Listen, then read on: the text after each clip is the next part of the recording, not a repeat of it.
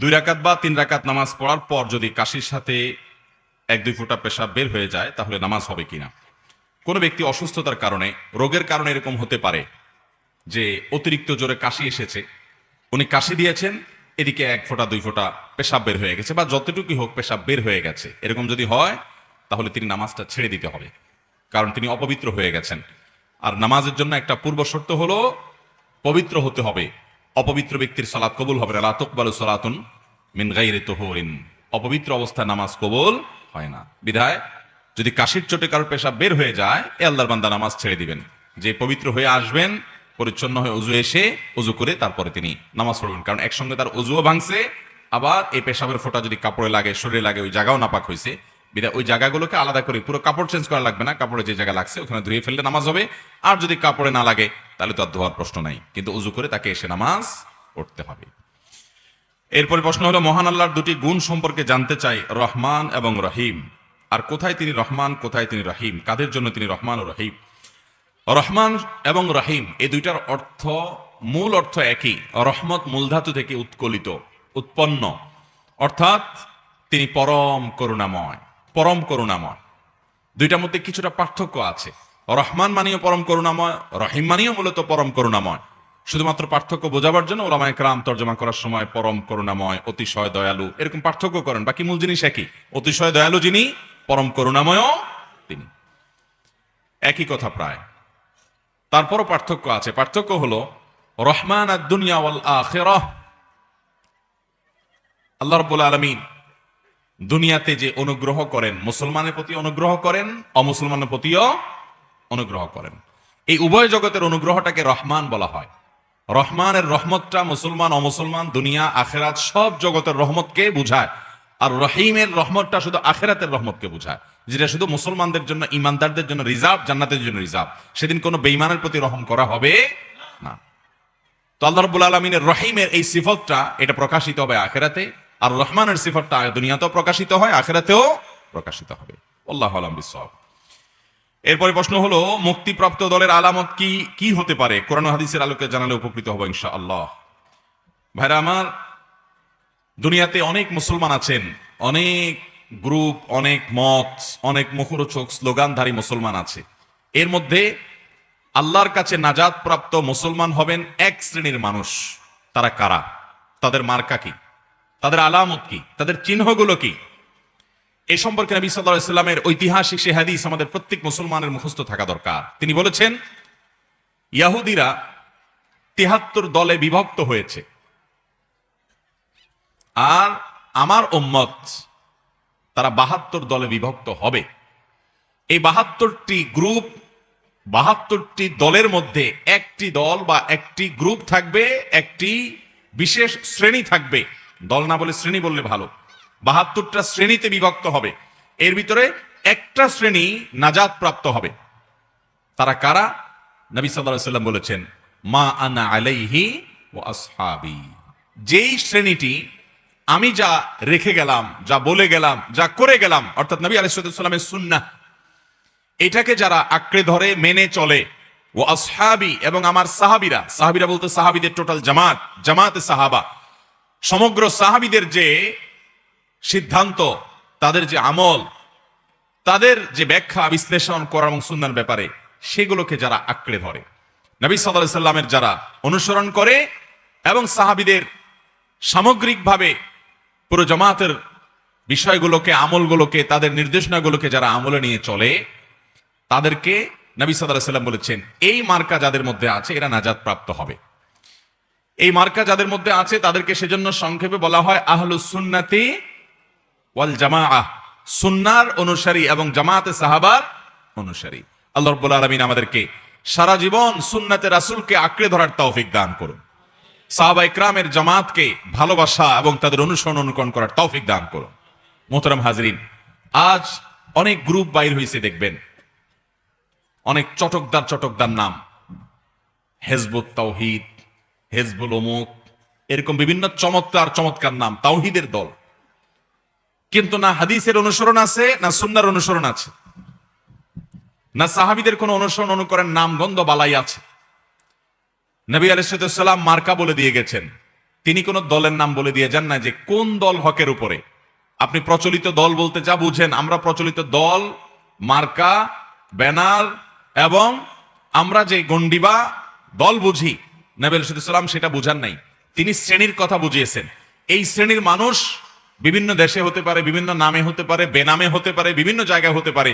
আমরা দেখব তার ভিতরে সুন্নাতে রাসূলের অনুসরণের মানসিকতা আছে কিনা, এবং সাহাবায়ে কেরামদের ভালোবাসা, সাহাবায়ে কেরামদের অনুকরণ, অনুসরণ করা, তাদের ব্যাখ্যা বিশ্লেষণকে মূল্যায়ন করে সেটার উপর আমল করা, সেটাকে গ্রহণ করার মানসিকতা আছে কিনা। যদি থাকে তাহলে এই ব্যক্তি নাজাত প্রাপ্ত। আল্লাহ তাআলা আমাদেরকে এই সুন্নাতে রাসূলকে আঁকড়ে ধরা, জামায়াতে সাহাবাকে ভালোবাসা এবং অনুসরণ করার তৌফিক দান করুন। এরপরে প্রশ্ন হলো, মেহরাবের উপরে এক পাশে আল্লাহ অপর পাশে মুহাম্মদ লেখা টাইলস বসানো হয় অনেক মসজিদে, এর বৈধতা কতটুকু ইসলামের দৃষ্টিতে? অনেক মসজিদেই থাকে, এক পাশে আল্লাহ আর এক পাশে মুহাম্মদ। এটার উদ্দেশ্য যদি হয় এরকম যে কালিমাতুশ শাহাদার মূলত দুটি পার্ট, একটা হলো তাওহীদের আর একটা হলো রিসালাতের। একটা হলো আল্লাহর একত্ববাদের সাক্ষ্য দেওয়ার কথা, আরেকটা হলো আমাদের প্রিয় নবী সাল্লাল্লাহু আলাইহি ওয়াসাল্লাম যে আল্লাহর পাঠানো দূত, তিনি যে আল্লাহর রাসূল হয়ে আমাদের কাছে এসেছেন, আমরা সেই সাক্ষ্য দিচ্ছি। আশহাদু আল্লা ইলাহা ইল্লাল্লাহ, আমি সাক্ষ্য দিচ্ছি যে আল্লাহ ছাড়া আমার ইবাদত, গোলামি, দাসত্ব, আনুগত্যের উপযুক্ত আর কেউ। ওয়া আশহাদু আন্না মুহাম্মাদান আবদুহু ওয়া রাসূলুহু, এই পাঠের অর্থ হলো আমি আরো সাক্ষ্য দিচ্ছি যে মুহাম্মদ তিনি আল্লাহর পাঠানো দূত আমাদের কাছে এবং আল্লাহর গোলাম। তাহলে মুহাম্মদ সাল্লাল্লাহু আলাইহি ওয়াসাল্লামের প্রতি ঈমান আনতে হবে, আবার আল্লাহর প্রতি ঈমান আনতে হবে। এই ঈমানের দুটি পার্ট একসাথে যখন আমরা আনবো, তখন সেটা আল্লাহর কাছে গ্রহণযোগ্য হবে, সেটার কারণে আমরা মুসলমান হতে পারবো। ওই কথা বোঝাবার জন্য যদি এক পাশে আল্লাহ আর এক পাশে মুহাম্মদ লেখানো হয়, যে আল্লাহ বলতে তাওহীদের প্রতি ঈমান আর মুহাম্মদ বলতে রিসালাতের প্রতি ঈমানকে বোঝানো হয়েছে, এই রকম অর্থে, এরকম উদ্দেশ্যে যদি এরকম রাখানো হয়, লেখা হয়, তাহলে সেটাকে নাজায়েজ, গুনাহ বা শিরক, বিশেষ করে শিরক বলার কোনো কারণ থাকতে পারে না। কিন্তু এক ব্যক্তি নবী সাল্লাল্লাহু আলাইহি ওয়াসাল্লামের সময় বক্তৃতা দিচ্ছিলেন, বক্তৃতা, ওয়াজ। এই বক্তৃতা দিতে গিয়ে তিনি হঠাৎ করে আল্লাহর কথা বলে সাথে সাথে রাসূল আকরাম সাল্লাল্লাহু আলাইহি ওয়াসাল্লামের কথাকে এমন ভাবে বলেছেন যে আল্লাহ এবং রাসূলকে মনে হচ্ছে এক করে ফেলেছেন, মর্যাদার দিক থেকে এরকম গুলিয়ে ফেলেছেন। অথচ আল্লাহ তিনি হলেন স্রষ্টা আর রাসূল হলেন সৃষ্টি, রাসূল হলেন আল্লাহর গোলাম। আমাদের সমাজে বহু মুসলমান নামধারী মানুষ আছেন যারা বিশেষ করে ওই মারিফতি তরিকা বিশ্বাস করার দাবিদার। এরকম অনেক মানুষ আছে যারা মনে করে যিনি আল্লাহ তিনি মুহাম্মদ। নাউজুবিল্লাহ, এই কথা বললে ঈমান থাকবে? এবং অনেক বাংলা মুখরোচক গান আছে, এই সমস্ত গান তারা গায়, সে গানগুলোর কথামালাও এই টাইপের যে যিনি আরশে আল্লাহ তিনি জমিনে মুহাম্মদ হয়ে এসেছেন। এইরকম বিভ্রান্ত, এরকম ভয়ঙ্কর শিরকপূর্ণ আকীদা অনেক মানুষ আমাদের সমাজে লালন। এই জায়গাতে এক পাশে আল্লাহ এক পাশে মুহাম্মদ পাশাপাশি রাখলে এই ধরনের বিভ্রান্তি মানুষের মধ্যে আরো তৈরি হতে পারে। সেই জন্য আমি ব্যক্তিগতভাবে এটাকে, আমার ক্ষুদ্র জ্ঞান অনুসারে এটাকে খুব বেশি ভালো মনে করি না। যেহেতু নবী সাল্লাল্লাহু আলাইহি সাল্লামের কাছে এক ব্যক্তি ওইরকম আল্লাহ এবং মুহাম্মদকে এমন ভাবে উল্লেখ করেছে, পাশাপাশি মনে হচ্ছে যে দুই সত্তাই একই বা সমান মর্যাদার, নাউজুবিল্লাহ, তখন নবী সাল্লাল্লাহু আলাইহি সাল্লাম সাথে সাথে ওনাকে বললেন, বিইসাল খতীবু আনতা, তুমি খুব নিকৃষ্ট বক্তা, আলোচক, তুমি কোনো ভালো আলোচক নয়, তুমি কোনো ভালো বক্তা নয়। কারণ নবী সাল্লাল্লাহু আলাইহি সাল্লামকে আল্লাহর সমপর্যায়ে নিয়ে গেছে। এবং বুখারীর হাদিসে তিনি বলেছেন, লা তুতরুনি কামা আতরাতিন নাসারা ইবনে মারইয়াম, খ্রিস্টানরা যেরকম ঈসা আলাইহিস সালামকে মর্যাদা দিতে গিয়ে, তার সম্মান বর্ণনা করতে গিয়ে তাকে সীমা লঙ্ঘন করতে করতে একেবারে আল্লাহর পরিবার, আল্লাহর পুত্র বানায় দিয়েছে, অথচ আল্লাহ তাআলা সেগুলো থেকে পাক, আল্লাহর কোনো পরিবার, সন্তান, সন্ততির প্রয়োজন। ওয়ালাম ইয়াকুল লাহু কুফুয়ান আহাদ, লাম ইয়ালিদ ওয়ালাম ইউলাদ, তিনি কাউকে জন্ম দেন নাই, অথচ ঈসা আলাইহিস সালামকে আল্লাহর পুত্র বলে, নাউজুবিল্লাহ, আল্লাহর শানে বেয়াদবি করেছে। এটা হলো ঈসা আলাইহিস সালামের মর্যাদা বেশি দিতে গিয়া। নবীজি সাল্লাল্লাহু আলাইহি সাল্লাম আমাদেরকে সাবধান করেছেন, খ্রিস্টানরা যেরকম ঈসা আলাইহিস সালামের মর্যাদা বেশি দিতে গিয়ে সীমা লঙ্ঘন করে ফেলেছে, খবরদার, তোমরা আমার মর্যাদা বর্ণনা করো, কিন্তু বর্ণনা করতে গিয়ে সীমা লঙ্ঘন করে আমাকে আল্লাহর পর্যায়ে নিয়ে যাবা না। তো সেজন্য আল্লাহ এবং মুহাম্মদ পাশাপাশি এরকম লিখে এই সন্দেহ, এই সংশয় বা এই বিভ্রান্তির উদ্রেক করা উচিত নয় যে আল্লাহ এবং মুহাম্মদ সমান সত্তা বা পাশাপাশি উল্লেখ করে আমরা এটা যদি বোঝাতে চাই যে নাউজুবিল্লাহ, যারা বিশ্বাস করে যিনি আল্লাহ তিনি মুহাম্মদ, এরকম কিছু, তাহলে সেটা বিভ্রান্তি। কিন্তু আমি যেটা বলেছি শুরুতে, আমাদের সমাজের বেশিরভাগ মানুষই আলহামদুলিল্লাহ এই বিভ্রান্ত এবং এই শিরকপূর্ণ আকীদা বিশ্বাস করে না।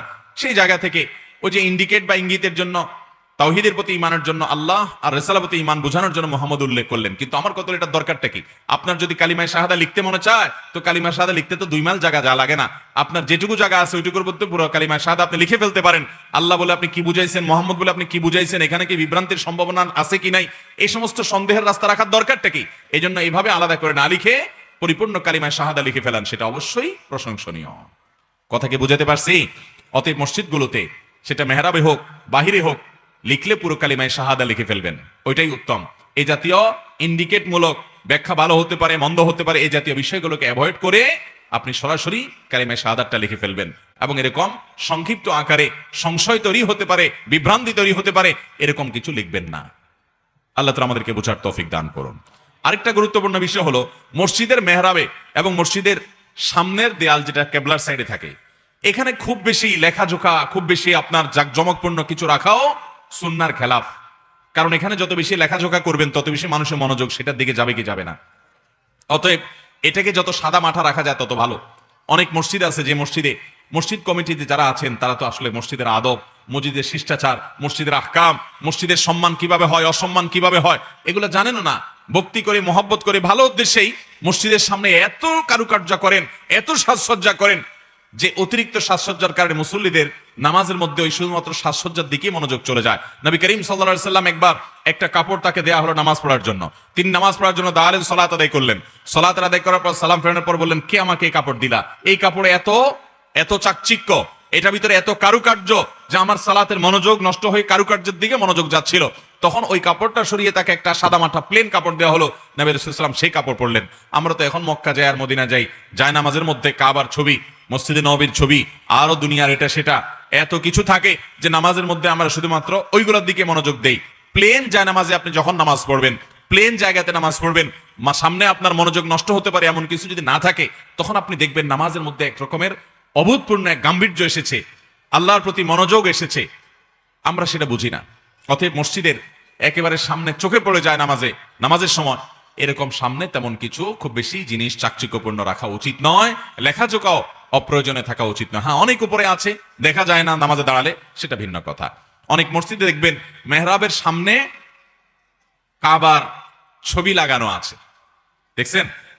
মেহরাবের সামনে ইমাম সাহেবের একেবারে চোখ পড়বে গিয়ে ওই জায়গাটাতে কাবার ছবি টাঙানো আছে। তো এই ধরনের ছবি যদি আপনি টাঙান, মনোযোগ তো সেদিকে যাবে। নামাজের মধ্যে আপনি যদি বাইতুল্লাহ নামাজ পড়েন, মক্কা শরীফে গিয়া মসজিদে হারামে গিয়ে যদি আপনি নামাজ পড়েন, তারপরও বাইতুল্লাহর দিকে তাকায় নামাজ পড়া নিষেধ, জায়েজ নাই। আপনি নামাজের মধ্যে সিজদার এরিয়াতে তাকাবেন, আপনি বাইতুল্লাহর দিকে সামনে তাকাবেন না। উপরের দিকে তাকিয়ে নামাজ পড়াও নিষেধ হাদিসে। সেখানে আপনার মসজিদের মেহরাবের সামনে একেবারে চোখ সামনে লাগে, সেখানে আপনি বড় করে বাইতুল্লাহর ছবি টাঙালেন আর জায়নামাজ নিয়ে আসলেন সেরকম ছবি আলা। এগুলা নামাজকে নষ্ট করে দিবে না, কিন্তু অনুত্তম কাজ। যত প্লেন জায়গাতে নামাজ পড়বেন দেখবেন যে আপনার নামাজের ভিতরে গাম্ভীর্য এসেছে। এমনি মনোযোগ ধরে রাখতে পারি না আমরা, এর মধ্যে যদি আবার নানা চাকচিক্য থাকে, নামাজে মনোযোগ থাকবে? আল্লাহ তাআলা আমাদেরকে বুঝার তৌফিক দান করুন। এরপরে প্রশ্ন হলো, আমি তাফসির বিভাগ নিয়ে কামিল করেছি।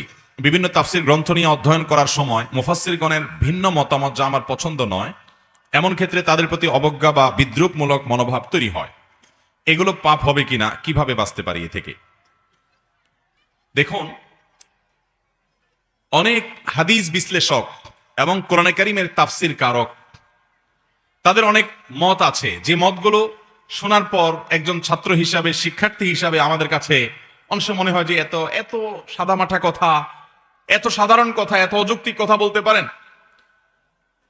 এরকম অনেক উলামায়ে কেরামের অনেক আকওয়াল আছে, তাফাররুদাত আছে, তার হাজার হাজার ব্যাখ্যা আছে, হাজার হাজার আয়াতের ব্যাখ্যা তিনি, শত শত আয়াতের ব্যাখ্যা তিনি করেছেন। কিন্তু কোন একটার ব্যাখ্যা হয়তো আমার কাছে খুব বেশি অসুন্দর মনে হতে পারে, তাই বলে তার প্রতি অবজ্ঞা বা অশ্রদ্ধার মানসিকতা আসা উচিত নয়। আমি যেটাকে অযৌক্তিক মনে করছি, আল্লাহর এলেমে সেটা যৌক্তিক হতেও পারে। আমি তো জবর কেটে বলতে পারি না, আমার মনে হচ্ছে অযৌক্তিক, সেজন্য আমি এটা গ্রহণ করলাম না, বা অন্যান্য উলামায়ে কেরামটা গ্রহণ করলেন না, সেটা মারজুহ বা অগ্রহণযোগ্য মত থাকলো, তাই বলে আমি অবজ্ঞা করব না। তারপর নিজের অজান্তে অনিচ্ছাকৃতভাবে এই মতের প্রতি যে তাচ্ছিল্য ভাব আসে, যে না এটা কোনো মত হলো না, এটাকে আমি ইগনোর করে গেলাম, তাচ্ছিল্য না বলে বলতে পারি এটাকে ইগনোর করে গেলাম, এটাকে আমি পাত্তা দিলাম না, এর কারণে গুনাহ হবে না। কিন্তু আমার ভিতরে যদি অবজ্ঞা আসে, অশ্রদ্ধা আসে যে উনি কেমন মানুষ, এটা কেমন কথা হলো, তাহলে এটা আমার সীমাবদ্ধতা, এটা আমার ত্রুটি, এটা আমার বিচ্যুতি। একজন মুহাক্কিক আলেম, তার কোনো মত আমার কাছে অপছন্দনীয় হতেই পারে, তাই বলে তার প্রতি অশ্রদ্ধা এটা মনের ভিতরে আনা যাবে না। আনলে এটা নিজের ত্রুটি, ইস্তেগফার করতে হবে আল্লাহর কাছে। তবে নিজের অজান্তে এরকম কিছু আসলে গুনাহ হবে না, তারপর সংগ্রাম করতে হবে, নিজের সাথে চেষ্টা করতে হবে যাতে করে এরকম অশ্রদ্ধা না আসে। কোন কোন তাফসীর গ্রন্থ বিশুদ্ধ ও নির্ভরযোগ্য? আল্লামা জামাখশরীর তাফসীরে কাশফ কতটুকু নির্ভরযোগ্য? তাফসীরে কাশফ ছাড়া আরো বহু তাফসীর আছে। তাফসীর জগতে সবচেয়ে নির্ভরযোগ্য তাফসীর এবং প্রসিদ্ধ তাফসীরগুলোর ভিতরে একটা হলো তাফসীরে ইবনে কাসির, তাফসীরে তবারি, তাফসীরে আপনার কুরতুবী, আর অনেক তাফসীর আছে। এর ভিতরে আল্লামা জামাখশরীর তাফসীরে কাশফ, এই তাফসীরে কাশফে কোরআনের অসাধারণ অনেক নিগূঢ় রহস্যকে গবেষণা করে তিনি বের করে নিয়ে এসেছেন, যেটা অনেক মুফাসসিররা পারেন নাই। এই জন্য তাফসীরে কাশফের নিগূঢ় রহস্য এবং তত্ত্বগুলো আবিষ্কার করার ক্ষেত্রে অন্য সকল তাফসীর থেকে এটা স্বতন্ত্র। কিন্তু যেহেতু তাফসীরে কাশফের রচয়িতা আল্লামা জামাখশরী একজন মুতাজিলা ছিলেন, এই জন্য ইমাম ইবনে তাইমিয়া, ইবনুল কাইয়্যিম, বিশ্ববিখ্যাত পরবর্তীকার বিভিন্ন ইমামগণ এই তাফসীরে কাশফের রচয়িতা আল্লামা জামাখশরী সম্পর্কে এবং তার এই তাফসীরে অনেকগুলো জায়গায় আহলুস সুন্নাহ জামাতের আকীদার পরিপন্থী অনেক কথা তিনি বলেছেন, সেগুলোর খণ্ডন করেছেন। যেমন মুতাজিলারা মনে করে কেউ যদি কাবিরা গুনাহ করে মারা যায় সে চিরকাল জাহান্নামে থাকবে, অথচ আহলুস সুন্নাহ জামাতের আকীদা এটা না। যদি সে ঈমানদার থাকে এবং কাবিরা গুনাহ করে মারা যায়, আল্লাহ একসময় মাফ করে তাকে জান্নাতে দিতে পারেন। বিধায় এই তাফসীরের অন্য সব তাফসীরের মতো এখানকার কিছু আপত্তির জায়গা আছে যেগুলো আহলুস সুন্নাহ জামাতের উলামায়ে কেরাম চিহ্নিত করেছেন, বাকিগুলো আপনি গ্রহণ করতে পারেন। এরপরে প্রশ্ন হলো স্মরণ শক্তি বৃদ্ধির জন্য কি করা দরকার? ছাত্রদের এই প্রশ্নটা সবচেয়ে বেশি থাকে। অবশ্য আজকাল ছাত্র বলে কোনো কথা নাই, সব বয়সের নারী পুরুষ আমাদের আজকাল কিছু মনে থাকে না। এই মনে না থাকার অন্যতম একটা কারণ হলো আমাদের এই ব্রেইনটাকে আমরা শত শত বেহুদা কাজে এঙ্গেজ করে ফেলছি, ঠিক না বেঠিক? মোবাইল ফোন, ফেসবুক, ইউটিউব সহ এত সব বেহুদা কাজ আমরা করি। এক একজনের ফেসবুকে ফ্রেন্ড লিস্টে 5,000 মানুষ। 5,000 বন্ধু যদি কারোর থাকে, এই লোকের জীবনে আর কিছু কাজ করাই তো সম্ভব না। এই বন্ধুর হক আদায় করতে করতে তো শেষ। এক বন্ধুর পোস্টে লাইক দেন নাই কেন, সে নাখুশ হয়ে গেছে। আরেক বন্ধু বললো আমার বিরুদ্ধে পোস্ট, সেখানে তুমি লাইক দিলা কেন, সে নাখুশ হয়ে গেছে। আরেকজন বললো তোমার পোস্টে আমি কমেন্ট দিয়ে আসলাম, তুমি আমার পোস্টে কেন দিলা না। আরেকজন বললো ইনবক্সে আমি নক করলাম, তুমি রিপ্লাই দিলে না কেন। এই বেহুদা কাজ করতে করতে দরকারি কাজ করার সময় আজকাল আমাদের সময়গুলো শয়তানি ভাবে শেষ করে ফেলছে। মোবাইল এবং ফেসবুককে যদি আপনি নিয়ন্ত্রণ করতে না পারেন, তাহলে এটা ব্যবহার করাই আপনার জন্য জায়েজ নাই।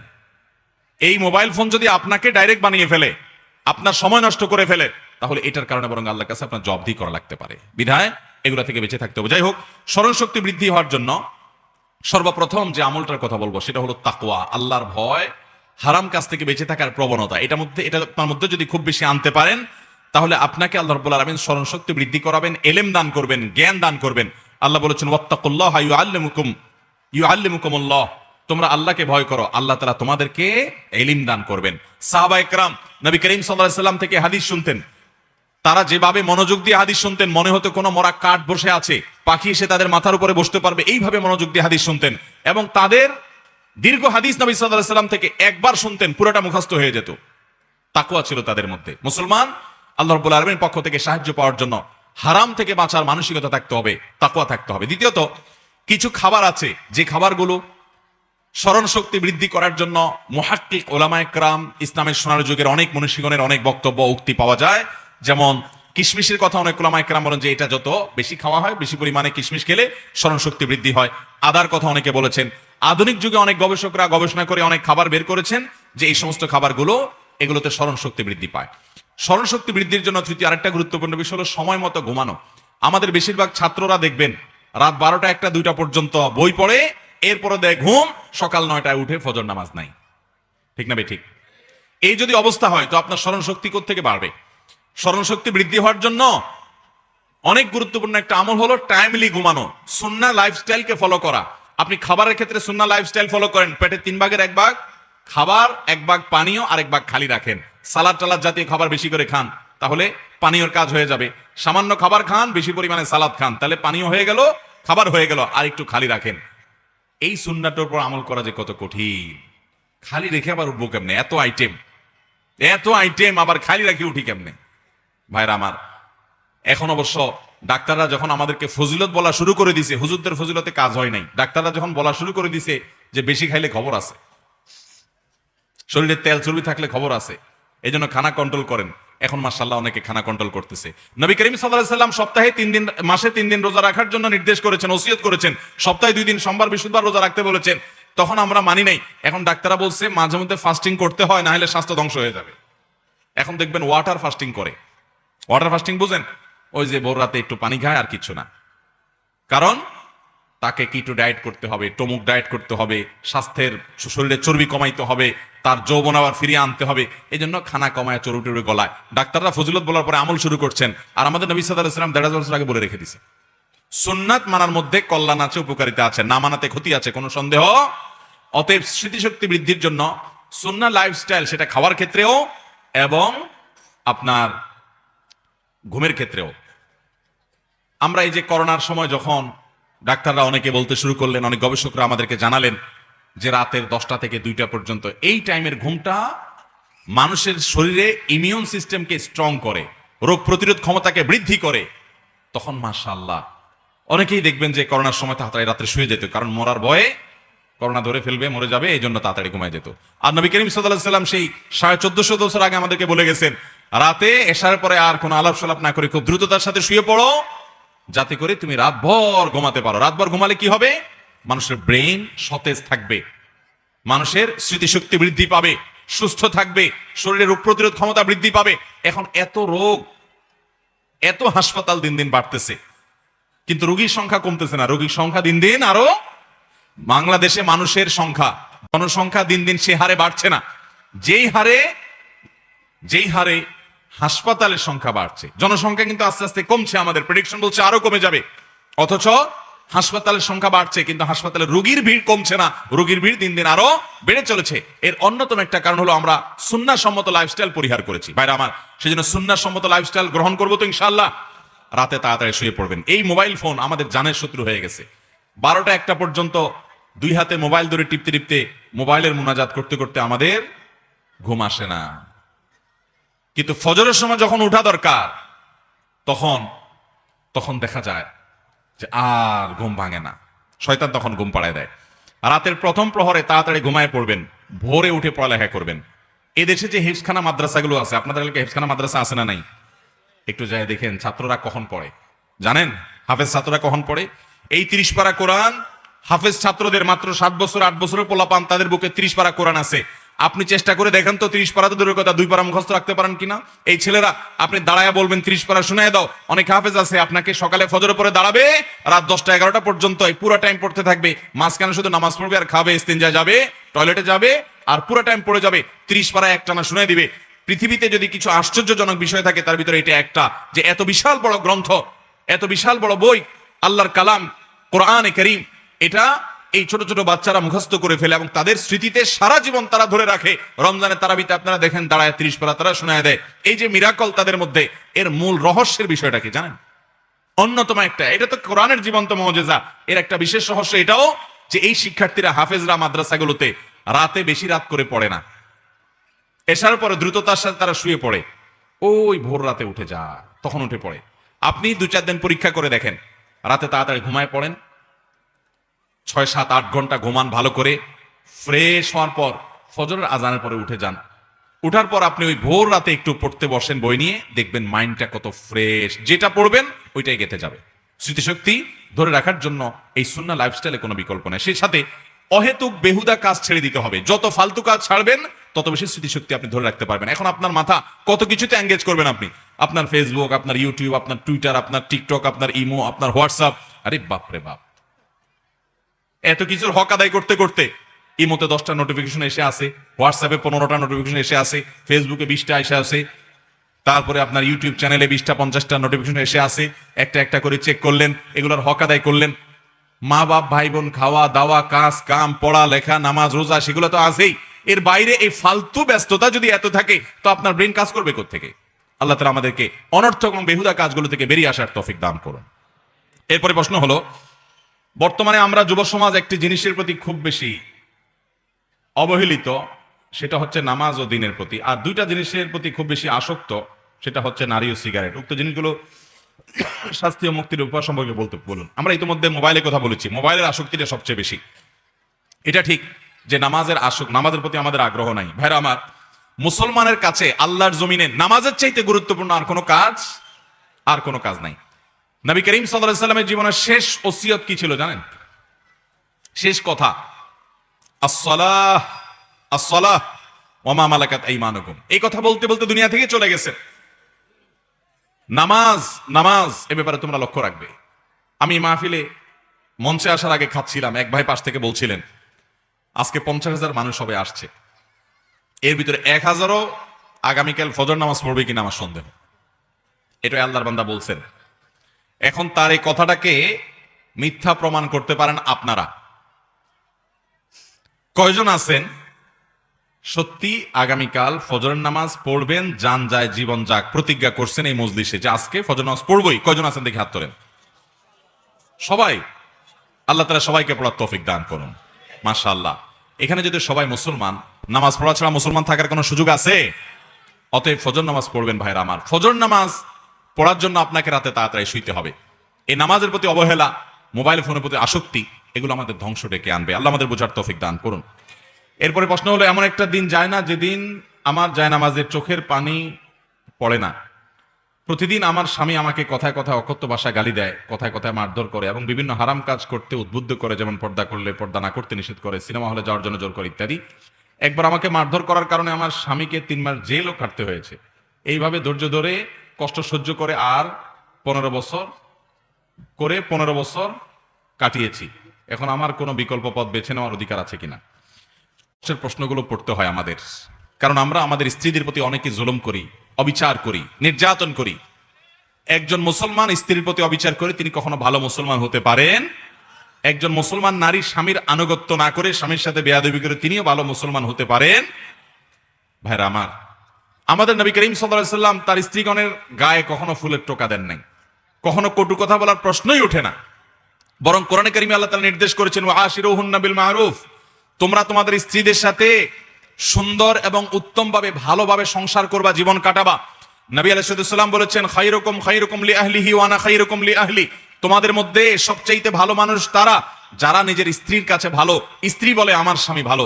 যেই স্বামী সম্পর্কে তার স্ত্রী চিঠি লিখে পাঠায় যে আমার স্বামীর কারণে চোখের পানি আমার জায়নামাজ ভিজে প্রতিদিন, এমন একটা দিন নেই যেদিন কাদা ছাড়া আমি থাকতে হয় না, এই স্বামী আল্লাহর জমিনের সবচেয়ে নিকৃষ্ট মানুষ ছাড়া কখনো কিছু হতে পারে না, যদি তার কথা সত্য হয়। ভাইরা আমার, নবী করিম সাল্লাল্লাহু আলাইহি সাল্লামের হাদিসটা শুনেন, তিনি বলেছেন, তোমাদের মধ্যে সবচেয়ে ভালো মানুষ সে যে তার পরিবারের কাছে অর্থাৎ স্ত্রীর কাছে ভালো, যার স্ত্রী বলে মন থেকে যে আমার স্বামী তার মতো মানুষ হয় না, তিনি আসলেই ভালো মানুষ, তার উপরে সন্তুষ্ট সে, বিশেষ করে তার আচরণে সন্তুষ্ট, তার আখলাকে সন্তুষ্ট। এই ভদ্রলোক আল্লাহর কাছেও ভালো। নবীজি সাল্লাল্লাহু আলাইহি সাল্লাম বলেছেন, ওয়া আনা খায়রুকুম লিআহলি, আমার পরিবারের মধ্যে আমার স্ত্রীদের কাছে আমি সবচাইতে ভালো, অর্থাৎ তোমরা স্ত্রীদের কাছে যতটা ভালো তার চাইতে আমি বেশি ভালো আমার স্ত্রীর কাছে, অর্থাৎ আমার পরিবাররা আমাকে এত ভালো জানেন। এজন্য ভাইরা, আল্লাহর কাছে প্রিয় হওয়ার জন্য স্ত্রীদের সাথে দুর্ব্যবহার করা যাবে। অনেক মানুষ আছে 5 ওয়াক্ত নামাজ পড়ে। সেদিন কোথায় মহেশখালীতে এক মাহফিলে এক ভদ্রমহিলা চিঠি লিখে পাঠাইছে যে, হুজুর আমার স্বামী হাজী সাহেব, আবার মাদ্রাসায়ও পড়ছে, 5 ওয়াক্ত নামাজও পড়ে, টুপিও আছে, পাঞ্জাবিও আছে, কিন্তু উনি আমাকে মারা ছাড়া, গালি দেওয়া ছাড়া কথা বলতে পারে না। ভাইরা আমার, আমাদের সমাজে এটা মহামারীর আকার ধারণ করেছে।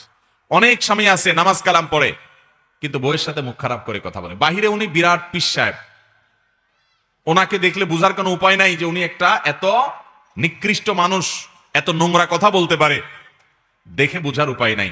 এই জন্য দুনিয়াতে আমরা জানি চারিত্রিক সনদপত্র মেম্বার সাহেব দেয়, চেয়ারম্যান সাহেব দেয়, এমপি সাহেব দেয়, কমিশনার সাহেব দেয়, কাউন্সিলর সাহেব দেয়, জনপ্রতিনিধিরা দেয়। তারা এক বিবেচনা দেয়, ঠিক আছে এই লোকটার বিরুদ্ধে মামলা মোকদ্দমা নাই, হানতান ইত্যাদি। আমাদের নবী সাল্লাল্লাহু আলাইহি সাল্লাম বলেছেন, মানুষের চারিত্রিক সনদপত্র দেওয়ার সবচেয়ে বেশি রাইট হলো তার স্ত্রীর। কারণ দুনিয়ার সবার কাছে ভালো সাজা যায়, বউয়ের কাছে আসল রূপটা কখনো লুকানো যায় না। আপনার চরিত্রটা সবচেয়ে বেশি ভালো জানে কে? বাহিরে খুব ফেরেশতা ফেরেশতা সাজেন, হুজুর হুজুর সাজেন, একেবারে কাচুমুচু করেন, ভেতরে কি করেন এটা হলো আসল বিষয়। আল্লাহ তাআলা আমাদের পরিবারের কাছে আমাদের ভালো মানুষ হওয়ার তৌফিক দান করুন। যে সমস্ত বোনরা এই কষ্টে আছেন, আমি তাদেরকে বলবো, যদি আপনি সবর করে এই সংসার কাটাতে পারেন, এখানে জীবন যাপন করতে পারেন, তাহলে সেটার জন্য সবরের কারণে আল্লাহর কাছে আপনি বিনিময় পাবেন। ইন্নামা ইউওয়াফাস সাবিরুনা আজরাহুম বিগাইরি হিসাব, ধৈর্যশীলদের বিনিময়ে আল্লাহ তাআলা হিসাব ছাড়া, বিনা হিসাবে দিবেন। এক ব্যক্তিকে আল্লাহ তাআলা হিসাব ছাড়া পুরস্কার দিবেন, সে হলো ধৈর্যশীল। অতএব সবর করতে পারলে ইনশাআল্লাহ আল্লাহর কাছে আজর পাবেন। ফেরাউনের মতো জালেম অত্যাচারী নিজের স্ত্রী আসিয়াকে অত্যাচার করতে করতে করতে হত্যা করে ছেড়েছে, সেই ফেরাউনের ঘর তিনি মৃত্যুর আগ মুহূর্ত পর্যন্ত কষ্ট করে সহ্য করে সেখানে তিনি থেকেছেন। যদি কোনো বোন এরকম সবর করেন, আমি বলছি না যে আপনি কোনো প্রতিকারের জন্য উদ্যোগ নিয়েন না, অবশ্যই প্রতিকারের উদ্যোগ নেবেন, নিজে করবেন, মুরব্বীদের মাধ্যমে, বাপ মা অন্যদের মুরব্বীদের মাধ্যমে আপনি এটার প্রতিকার চাইবেন। কিন্তু যদি কোনো প্রতিকার পথ আপাত দৃষ্টিতে না থাকে, অনেক মেয়েরা আছে নিরীহ, যে বাপের বাড়িতে যা উঠার জায়গা নেই, তার সামনে চ্যালেঞ্জ অনেক কঠিন, তো যদি সবর করে কাটান, বিশেষ করে সন্তানরা যখন একটু বড় হয়ে যায়, এই জুলুমগুলোর পরিমাণ অনেক কমে যায় এবং অনেক সময় থেমে যায়। কারণ আমি প্রায় বলি, মুসলমান পরিবারে এবং অমুসলমান পরিবারেও, বিশেষ করে আমাদের সামাজিক প্রেক্ষাপটে, সংসার যখন একটু বড় হইতে থাকে, ছেলে মেয়ে 2টা 4টা হয়, তারা একটু বড় হয়, তখন আস্তে আস্তে মহিলাদের পাওয়ার বাড়তে থাকে, ঠিক না ভাই? ঠিক। তখন বুড়া শুয়ের মতো সোজা হয়ে যায়, কারণ পোলাপান সব কার পক্ষে থাকে? নাতি নাতনি সব ওই নানি দাদির পক্ষে থাকে। বুড়া তখন উল্টাপাল্টা করার আর সাহস পায় না। তখন উল্টা দেখবেন বুড়ি দৌড়ের উপরে রাখে, উঠে যান, ওই করেন সেই করেন। সারা জীবন যে বুড়া ছেসরামি করছে, ওই বুড়া বুড়াকালে দেখে যে মহিলার সাথে সব বাহিনী দাঁড়ায় আছে, বয়ের ঠেলা হইলেও সোজা হয়ে যায়। অতএব আমাদের বোনরা যদি সবর করতে পারেন ভালো, আর যদি সবর করার মতো না হয়, বরং তার সাথে জীবন যাপন করলে আল্লাহর বিধানই লঙ্ঘন হয়ে যাবে, আপনার দ্বারা কোনো গুনাহ হয়ে যেতে পারে, তাহলে আপনি অবশ্যই বিচ্ছেদের উদ্যোগ গ্রহণ করতে পারেন, মামলা মোকদ্দমা করতে পারেন, মুরব্বীদের মাধ্যমে সুরাহার ব্যবস্থা করতে পারেন।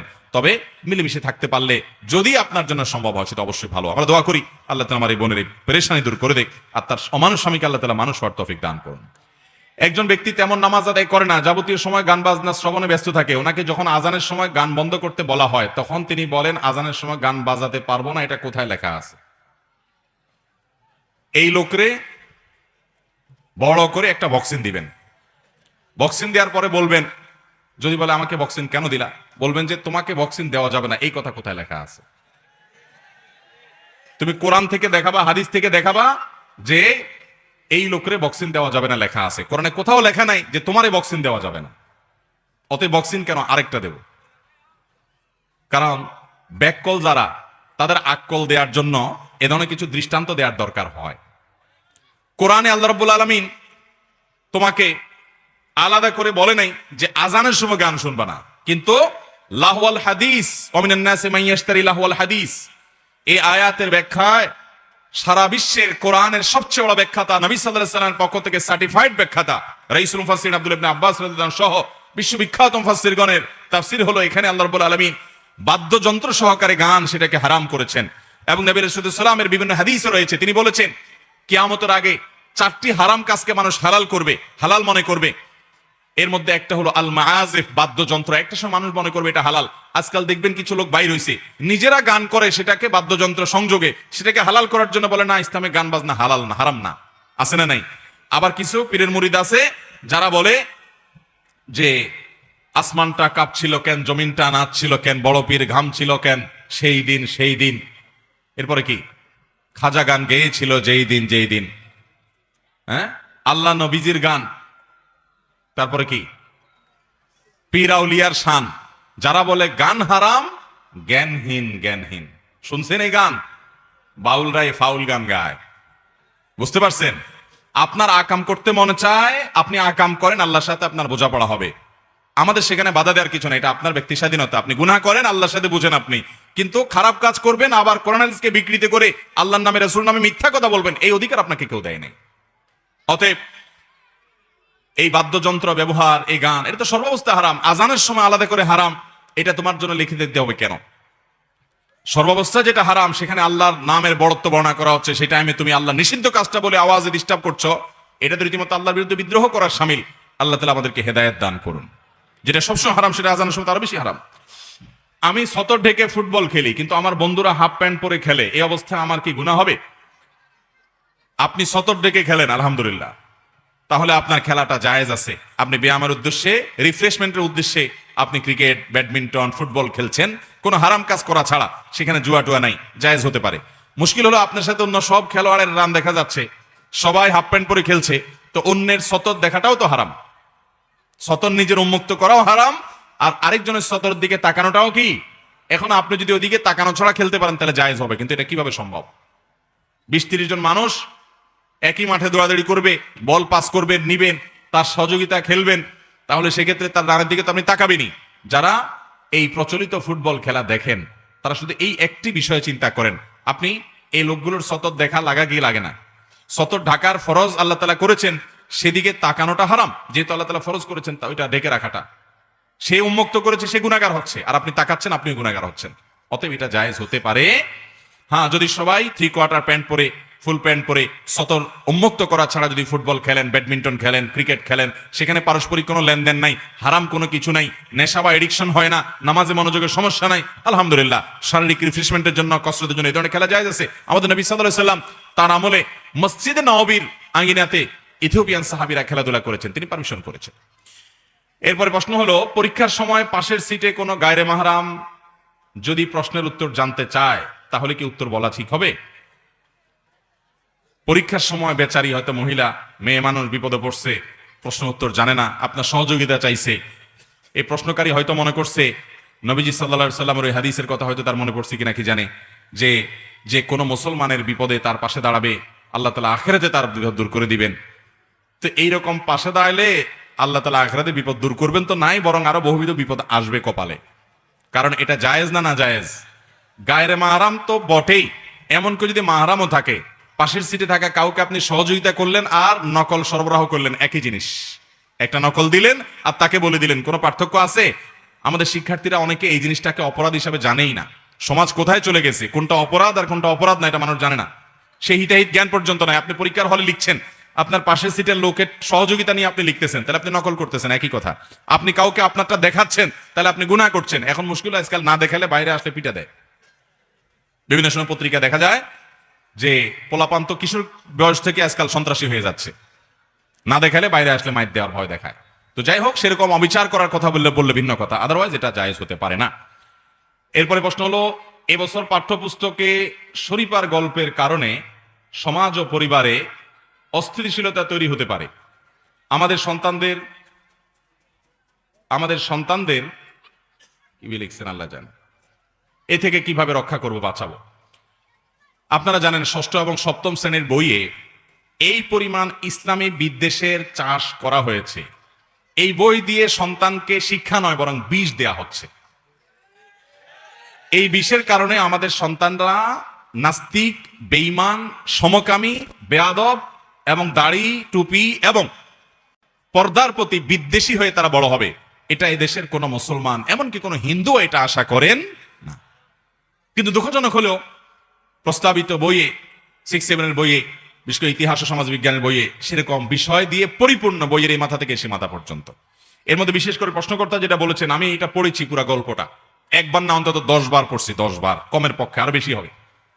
শরীফার গল্প নামে যে গল্প উল্লেখ করা হয়েছে এই বইয়ে, এটা হলো এই বছরের সবচেয়ে জঘন্য কর্মগুলোর মধ্যে থেকে একটা। আমাদের সমাজে কিছু অসভ্য লোক আছে, এই অসভ্য লোক, কিছু নোংরা কিসিমের মানুষ আছে। এই নোংরা কিসিমের মানুষরা এই দেশে সাংবিধানিকভাবে এখনো অবৈধ জিনিসটাকে বৈধ করার জন্য পায়তারা করছে।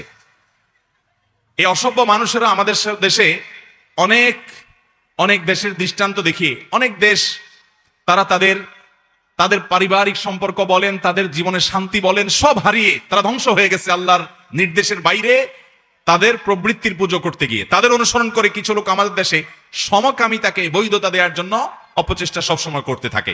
আমাদের সন্তানদের কাছে সমকামিতাকে একটা স্বাভাবিক বিষয় বানানোর চেষ্টা করে। না হলে ক্লাস 6-7 বইয়ে এই গল্প আনার কি প্রসঙ্গ আছে, কি বিষয় আছে, শিক্ষার সাথে কি সম্পর্ক আছে? আর জিনিস খুঁজে পাও না যে শরীফার গল্প। শরীফার গল্প জিনিসটা কি আপনারা অনেকে জানেন না হয়তো। শরীফার গল্প বলতে বোঝানো হচ্ছে যে এই বইয়ে লেখা আছে যে একটা লোক, সে এক সময় তার নাম ছিল শরীফ, সে ছেলে ছিল এবং মাথা থেকে পা পর্যন্ত তার শরীরের সমস্ত অঙ্গ প্রত্যঙ্গ, অবকাঠামো সবগুলো পুরুষের। সে হঠাৎ করে নিজেকে মনে হচ্ছে যে আমি মহিলা। এটা শুধু তার মনের একটা ব্যাপার, তার মনে হলো, তার এই মানসিক রোগ দেখা দিল, সমস্যা দেখা দিল, সে নিজেকে মহিলা মনে করলো। এরপর থেকে সে নিজের নাম পাল্টায় রাখলো শরীফা। আসলে সে পুরুষ, এখন সে মহিলা সেজে গেছে। এটাকে বলা হয় ট্রান্সজেন্ডার, লিঙ্গ পরিবর্তন করা। আল্লাহ তাআলা তাকে যেই লিঙ্গে তৈরি করেছেন সে ওই লিঙ্গেই আছে, কিন্তু তার মনে হচ্ছে অন্য লিঙ্গ, সেই জন্য অন্য লিঙ্গ হয়ে গেছে। ঢাকা ইউনিভার্সিটিতে অলরেডি এটার জন্য আলাদা বিভাগ চালু করা হয়েছে, কোটা চালু করা হয়েছে, আলাদা বিভাগ চালু করা হয়েছে এই ট্রান্সজেন্ডারের। এবং আমাদের বই পুস্তকে বাচ্চাদেরকে শরীফার গল্প শেখানো হচ্ছে। দেখেন এই গল্পটার জঘন্য দিকটা কি, যে আমাদের একটা বাচ্চা যখন শিখবে যে একজন মানুষ শরীফ থেকে শরীফা হয়ে যেতে পারে, আরেকজন মানুষ শরীফা থেকে শরীফ হয়ে যেতে পারে, কিচ্ছুই না, শুধু ওনার মনে হলো তাই উনি পুরুষ থেকে মেয়ে হয়ে গেলেন, মেয়ে থেকে পুরুষ হয়ে গেলেন। এটা নাকি তার স্বাধীনতা। আল্লাহ রাব্বুল আলামিন তারাকে পুরুষ করে সৃষ্টি করেছেন, সে নাকি মেয়ে হয়ে যেতে পারে। আচ্ছা বলেন, এই তথাকথিত শরীফ লোকটা শরীফা হয়ে গেল, এটা মিথ্যা একটা গল্প বানাইছে আর কি, বাচ্চাদেরকে বিভ্রান্ত করবার জন্য। এই শরীফা সে যখন বিয়ে করতে যাবে, যেহেতু সে মেয়ে হয়ে গেছে, এখন বিয়ে করতে গেলে একটা ছেলেকে বিয়ে করবে, তাই না? আর এই লোকটা আসলে আদতে মাথা থেকে পা পর্যন্ত গায়ে গতরে অবকাঠামো সব দিক থেকে শারীরিকভাবে সে কি একজন পুরুষ। তাহলে এখন শরীফা নাম ধারণ করে সে ট্রান্সজেন্ডার করে মহিলা সাজলো, এখন সে বিয়ে করলে কাকে বিয়ে করবে? মহিলা যেহেতু সাজছে একজন পুরুষকে বিয়ে করবে, তাহলে আগে তো সে পুরুষ ছিলই, এখন আরেকটা পুরুষকে বিয়ে করলো, কি হলো? সমকামিতা। কিভাবে আমাদের সন্তানদের ব্রেইন নষ্ট করা হচ্ছে। কিন্তু একটা মজার ব্যাপার আছে। মজার ব্যাপারটা কি জানেন? মজার ব্যাপারটা হলো, কোন একটা ফেসবুক পেজে দেখলাম আল্লাহর কোন এক বান্দা এই তথ্যটা দিয়েছেন, ভালো লাগলো, জানার মতো শেখার মতো একটা পয়েন্ট তিনি এখান থেকে বের করে আনলেন। তিনি বললেন, এই গল্প যারা লিখছে দেখেন, যারা ধর্মবিদ্বেষী, এই নিকৃষ্ট টাইপের মানুষ হয়, এই মানুষগুলো, এই ধর্মবিদ্বেষী সেকুলার এই মানুষগুলো, তারা সব সময় বলে এবং জাহির করে, প্রকাশ করে, প্রচার করে যে মহিলারা ঘরে থাকবে কেন, তারাও বাহির থাকবে, সবাই সমান। আল্লাহ তাআলা সৃষ্টি করেছেন মহিলাদেরকে একরকম, পুরুষদেরকে আরেক রকম, অনেক কিছু পার্থক্য আল্লাহ তাআলা রেখেছেন। হ্যাঁ, অনেক দিক থেকে সমান, অনেক দিক থেকে আল্লাহ তাআলা পার্থক্য ব্যবধান রেখেছেন, কোন কোন দিক থেকে আবার মেয়েদেরকে আগায় রেখেছেন। এটা আল্লাহ তাআলার বিচার। আল্লাহ তাআলা তার চাইতে ভালো বুঝেন এমন কোন মানুষ পৃথিবীতে তার সৃষ্টি কোত্থেকে স্রষ্টার মতো বুঝবে। মুশকিল হলো, যারা মনে করে যে না মহিলারা ঘরে থাকবে কেন, তাদের তো বাইরে থাকা উচিত। এই গল্পে, শরীফার গল্পে লেখা হচ্ছে যে যখন থেকে সে নিজেকে মেয়ে ভাবতে শুরু করলো, শরীফ নাম সে লোকটা যখন নিজেকে মেয়ে ভাবতে শুরু করলো, অর্থাৎ সে মেয়ে হয়ে গেল, তখন থেকে তারা বাহিরের শক্ত কাজ করতে ভালো লাগে না, মায়ের সাথে ঘরের কাজ করতে ভালো লাগে, তার ধোয়া পালা ইত্যাদি এগুলা করতে ভালো লাগে। এই কথার মাধ্যমে তারা প্রমাণ করলো যে কোনো মানুষ যদি মহিলা হয়, নারী হয়, তাহলে প্রকৃতিগতভাবে ঘরোয়া কাজের প্রতি তার টান থাকে, রান্না বাড়া, ঘর গোছানো। আল্লাহ তাআলা এইভাবেই সৃষ্টি করেছেন, তোমরা এটাকে উল্টে দিতে চেয়েছো। তোমরা নিজেরাই এই গল্পের মাধ্যমে স্বীকার করলা, যখন মানুষ নারী হিসাবে তার প্রকৃতিগতভাবে, মূলগতভাবে সে নারী থাকে, তো নারী সুলভ মানসিকতা বাই ডিফল্ট সৃষ্টিগতভাবে, প্রকৃতিগতভাবেই সে বাসা বাড়িতে থাকতে, এখানকার কাজকাম করতেই পছন্দ করে। তোমরা বরং সেটাকে উল্টাতে দিতে চাচ্ছ। তোমাদের গল্পই তোমাদের বিরুদ্ধে আজকে সাক্ষ্য দিচ্ছে। নির্মলেন্দু গুণ নামে একজন কবি আছেন, আপনারা ওনার কবিতা লেখা অনেকেই পড়েন বা পড়েছেন। ওনার একটা কবিতা আছে, এই কবিতাটা আমি একবার নয় বহুবার পড়েছি। ওনার এই কবিতাটার নাম হলো তোমার চোখ এত লাল কেন। এই কবিতায় তিনি লিখেছেন, আমাকে ভালোবাসতেই হবে এমন কোনো কথা নাই, কিন্তু একজন মানুষ তো দরকার যে আমাকে এসে ভেতর থেকে দরজাটা খুলে দিবে। আমাকে হাত পাখা দিয়ে বাতাস করার দরকার নাই, আজকাল ফ্যান আছে, কিন্তু কেউ একজন তো আমাকে জিজ্ঞেস করবে যে আপনার আরেকটা মরিচ লাগবে কিনা, বা আপনার পানি লাগবে কিনা, এটা লাগবে কিনা, ওইটা লাগবে কিনা, এরকম একটা লোক আমার দরকার। দেখেন, নির্মলেন্দু গুণের মতো একজন কবি, যিনি কোনো ইসলামী বিশ্বাস আকিদা লালন করেন, পছন্দ করেন এমন মানুষ না, তার কবিতাতেও তিনি অকপটে স্বীকার করলেন যে একজন নারী, তিনি প্রকৃতিগতভাবে ঘরোয়া কাজ করতে তিনি পছন্দ করেন, এবং সেভাবে আল্লাহ তাআলা সৃষ্টি করেছে। আর এই কথাটাই উলামায়ে কেরাম বলেন, এটাই কোরআনের কথা। আল্লাহ কোরআনে বলেছেন, ওয়াকারনা ফি বুয়ুতিকুন্না, হে নারীরা তোমরা বাসায় অবস্থান করো, বাহিরে যাবে প্রয়োজনে, কিন্তু তোমাদের কাজের জায়গা ভেতর। একটা সংসারের শান্তির জন্য স্বরাষ্ট্র ঘরের ভেতরের দিকটা নারী দেখবেন, আর বাইরের দিকটা পুরুষ দেখবেন, তখন ঘরে শান্তি আসবে। এই কথাই তো কোরআন বলেছে, কিন্তু তোমরা সেটাকে উল্টে দিতে চাচ্ছ। তোমাদের কবিতা, তোমাদের গল্প থেকেই তোমাদের বিরুদ্ধে সাক্ষী বের হয়ে আসছে। আল্লাহ তাআলা আমাদেরকে এই সমস্ত ষড়যন্ত্র থেকে বেঁচে থাকার তৌফিক দান করুন। তো এই সমস্ত তথাকথিত শরীফার গল্পের নামে সমকামিতা যে শেখানো হয়, এগুলো থেকে বাঁচাবার জন্য আমাদের সন্তানদেরকে বাসাবাড়ি থেকে সাবধান করতে হবে। আপনি অভিভাবক, আপনাকে জানতে হবে স্কুল কলেজে আপনার সন্তানকে কি পড়া হচ্ছে, শিক্ষার নামে কি দেয়া হচ্ছে। শিক্ষার নামে যদি কুশিক্ষা দেওয়া হয়, আমার সন্তানকে নাস্তিক বানানোর পায়তারা করা হয়, তাহলে এরকম শিক্ষার চাইতে মূর্খ থাকা ভালো। তারপরেও আমাদের সন্তানরা স্কুলে গিয়ে যাতে বিপদগামী না হয়, আমি আশা করব যে সমস্ত ফালতু বিষয় আসলে সরকার হস্তক্ষেপ নিয়ে খুব দ্রুততার সাথে এগুলো পরিবর্তন করে ফেলবে। এটা দেশের সমস্ত উলামায়ে কেরামেরই আশাবাদ। কারণ এই বিশ্বাস, এই সমস্ত ফালতু জিনিসের বিশ্বাস আকিদা দেশে মুসলমান হিন্দু কেউ লালন করে না। এগুলোকে চাপায় দেওয়া, অপ্রাসঙ্গিক অবান্তরভাবে পোলাপানের মাথা নষ্ট করে পোলাপানকে সমকামিতার দিকে নেওয়ার অপচেষ্টার নামান্তর। এই জন্য অভিভাবকরা বাসা থেকে সাবধানতা অবলম্বন করবেন, বাচ্চাদেরকে শেখাবেন। আমার চাচারা আমাদের সাথে দূরত্ব বজায় রাখতে চান, আমরা খোঁজ খবর নিলেও তারা কখনো আমাদের খোঁজ খবর নেন না। এমনকি অন্য সবাইকে পরিবারে যে কোনো অনুষ্ঠানে দাওয়াত করলেও আমাদেরকে করেন না। কিন্তু আমরা সম্পর্ক বজায় রাখতে চাই, তবে তাদের এমন আচরণে আমাদের কষ্ট হয় আর আমাদের আগ্রহ কমে যায় তাদের সম্পর্ক বজায় রাখার ব্যাপার ইসলাম কি বলে, আত্মীয়তার সম্পর্ক ছিন্ন করে জান্নাতে প্রবেশ করবে না, এমন অবস্থা আমাদের করণীয় কি? দেখুন, এই রোগটা আমাদের সমাজে ঘরে ঘরে আছে। আপনি ভালো থাকতে চান, কিন্তু আপনার আত্মীয় আপনার সাথে ভালো থাকতে চায় না, আছে না নাই? আপনার চেষ্টা থাকবে যে আমি তার কাছে ভালো থাকার চেষ্টা করব, সে যদি ভালো থাকার চেষ্টা না করে সে আল্লাহর কাছে দায়ী থাকবে। আমার চেষ্টা কোনো ত্রুটি থাকতে পারবে, এতটুকু থাকলে আপনি আল্লাহর কাছে দায়মুক্ত হবেন। হ্যাঁ, আপনি তার সাথে মিশতে গেলে সে আপনার ক্ষতি করে, সে আপনার কষ্ট দেয়, তাহলে ভিন্ন কথা। কিন্তু আপনার চেষ্টা থাকতে হবে যথাসম্ভব তার সাথে মেলা এবং মেশার। এরপরও যদি সে আপনাকে কোনোভাবে সাইড না দেয়, আপনি আল্লাহর কাছে আর গুনাহগার থাকবেন না। জাহান্নামের কিছু জায়গা বরফ আর কিছু জায়গা গরম। জাহান্নাম নাকি 2 বার নিঃশ্বাস ছাড়ে বছরে। তাহলে জান্নাত কি নিঃশ্বাস নেয় না? আর আমরা দুনিয়াতে জাহান্নামের নিঃশ্বাস শীতকালীন এবং গরমকালীন ভোগ করি, জান্নাতের নিঃশ্বাস কেন পাই না, যদিও জাহান্নামেরটা পাই? ভাইরা আমার, এই প্রশ্ন যিনি করেছেন উনি হাদিসটা বুঝেনি নাই। হাদিস হলো নবী সাল্লাল্লাহু আলাইহি সাল্লাম বলেছেন, বুখারীতে আসছে, ইস্তাকাতিন নারু ইলা রাব্বিহা, জাহান্নাম আল্লাহর কাছে অভিযোগ অনুযোগ করেছে। ক্বালাত রাব্বি আকালা বাদি বাদা, বলেছে আল্লাহ আমার এক অংশ অন্যর সঙ্গে গ্রাস করে ফেলেছে। আগুনের উত্তাপ জাহান্নামের এত বেশি, দুনিয়ার আগুনের চাইতে 70 গুণ উত্তপ্ত। এই আগুনের অতিরিক্ত উত্তাপের কারণে এক অংশ অন্য অংশকে রাক্ষসী ভাবের কারণে গিলে ফেলে। তো এই জিনিসটা তো জান্নাতে না, জান্নাত তো শান্তির জায়গা, সেখানে কোনো উত্তাপ নেই। বিধায় ওখান থেকে নিঃশ্বাসের প্রশ্ন করাটা এই হাদিস সম্পর্কে না বোঝার প্রমাণ। এরপরে প্রশ্ন হলো, আদম আলাইহিস সালাম কোন ফল খেয়ে জান্নাত থেকে বের হয়েছেন? অনেকে বলেন গন্ধম ফল। আর মা হাওয়া কি তাকে এই ফল খাওয়াতে উদ্বুদ্ধ করেছেন? ভাইরা আমার, আদম আলাইহিস সালামের আলোচনাটা এখন খুব বেশি প্রাসঙ্গিক, কারণ আমাদেরকে কিছু লোক বলতেছে আমরা নাকি বানরের সন্তান বা বানরের খালাতো ভাই। বানর, আপনারা কি বানরের খালাতো ভাই? বানরের জাতের মানুষ আপনারা? বানর থেকে মানুষ হয় নাই। তো আদম আলাইহিস সালাম মানুষ, তার বংশে তার সন্তানদের মধ্যে কিছু মানুষের জন্ম হয়েছে, চিন্তা চেতনা তারা বানরের মতো। তাহলে আমরা বলতে পারি বানর থেকে মানুষ হয় না, বরং মানুষ থেকে কিছু বানর হয়েছে। চেহারা শুরুতে মানুষের হলে কি হবে? আচার আচরণে চিন্তা চেতনা কিসের মতো? বানরের মতো। আল্লাহ তাআলা এই সমস্ত বানরের বাদরামো থেকে আমাদেরকে হেফাজত করুন। এদেশের মানুষকে বানরের বাদরামি থেকে রক্ষা করুন। সামান্য কয়েকজন নাস্তিক, সেকুলার, উগ্র, ধর্মবিদ্বেষী, এদেশের মুসলিম হিন্দু নির্বিশেষে ধর্মপ্রাণ, প্রায় সব মানুষ এদেশে ধর্মপ্রাণ। এদেশের প্রতিষ্ঠাতা বঙ্গবন্ধুর প্রতিটা বক্তব্যে ইনশাআল্লাহ আল্লাহ নাম ছিল।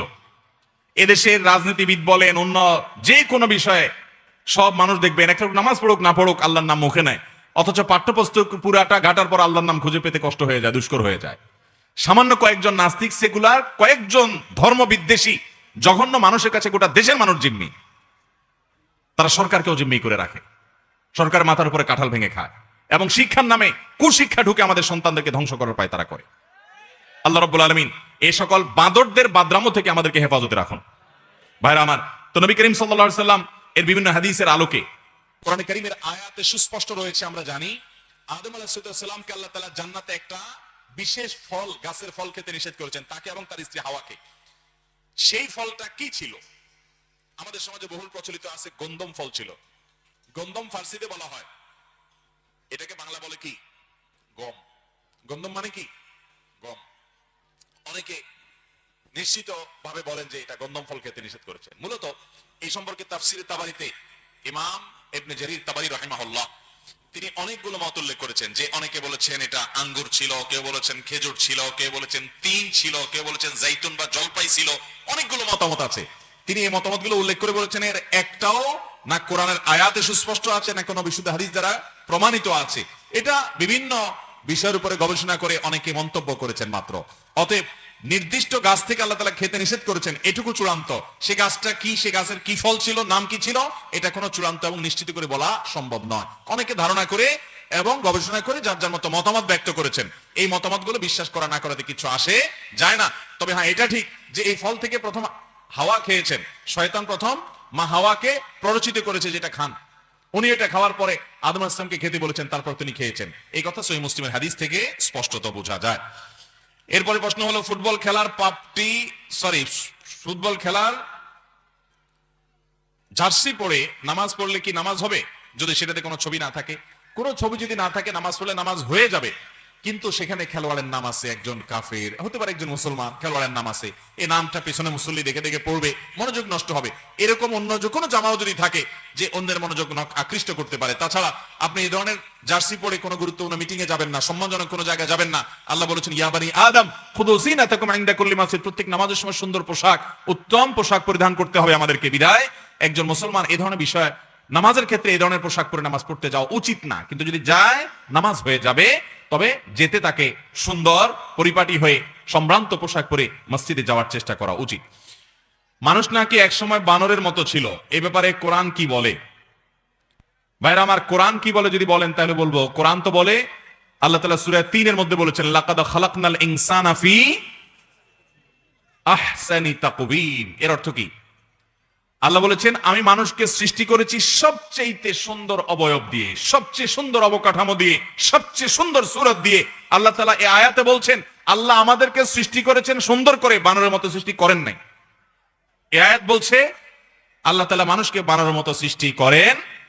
যারা বলছে যে বানর শিম্পাঞ্জি যে প্রাইমেট থেকে, একই প্রাইমেট থেকে মানুষ হয়েছে, আমরা বানরের ওই প্রজাতির ওই রকম ছিলাম, শত শত হাজার হাজার লক্ষ লক্ষ কোটি বছর বিবর্তন হতে হতে এখন আমরা এরকম হয়ে গেছি, এদের কাছে প্রশ্ন রাখবেন কোটি বছরের পরিবর্তনে বানরের মতো ছিলাম, এখন মানুষের মতো হয়েছি, তো এখন এই কোটি বছরের ভিতরে আবার এই অবস্থা পরিবর্তন হয়ে আরেকটা কেন হয় নাই?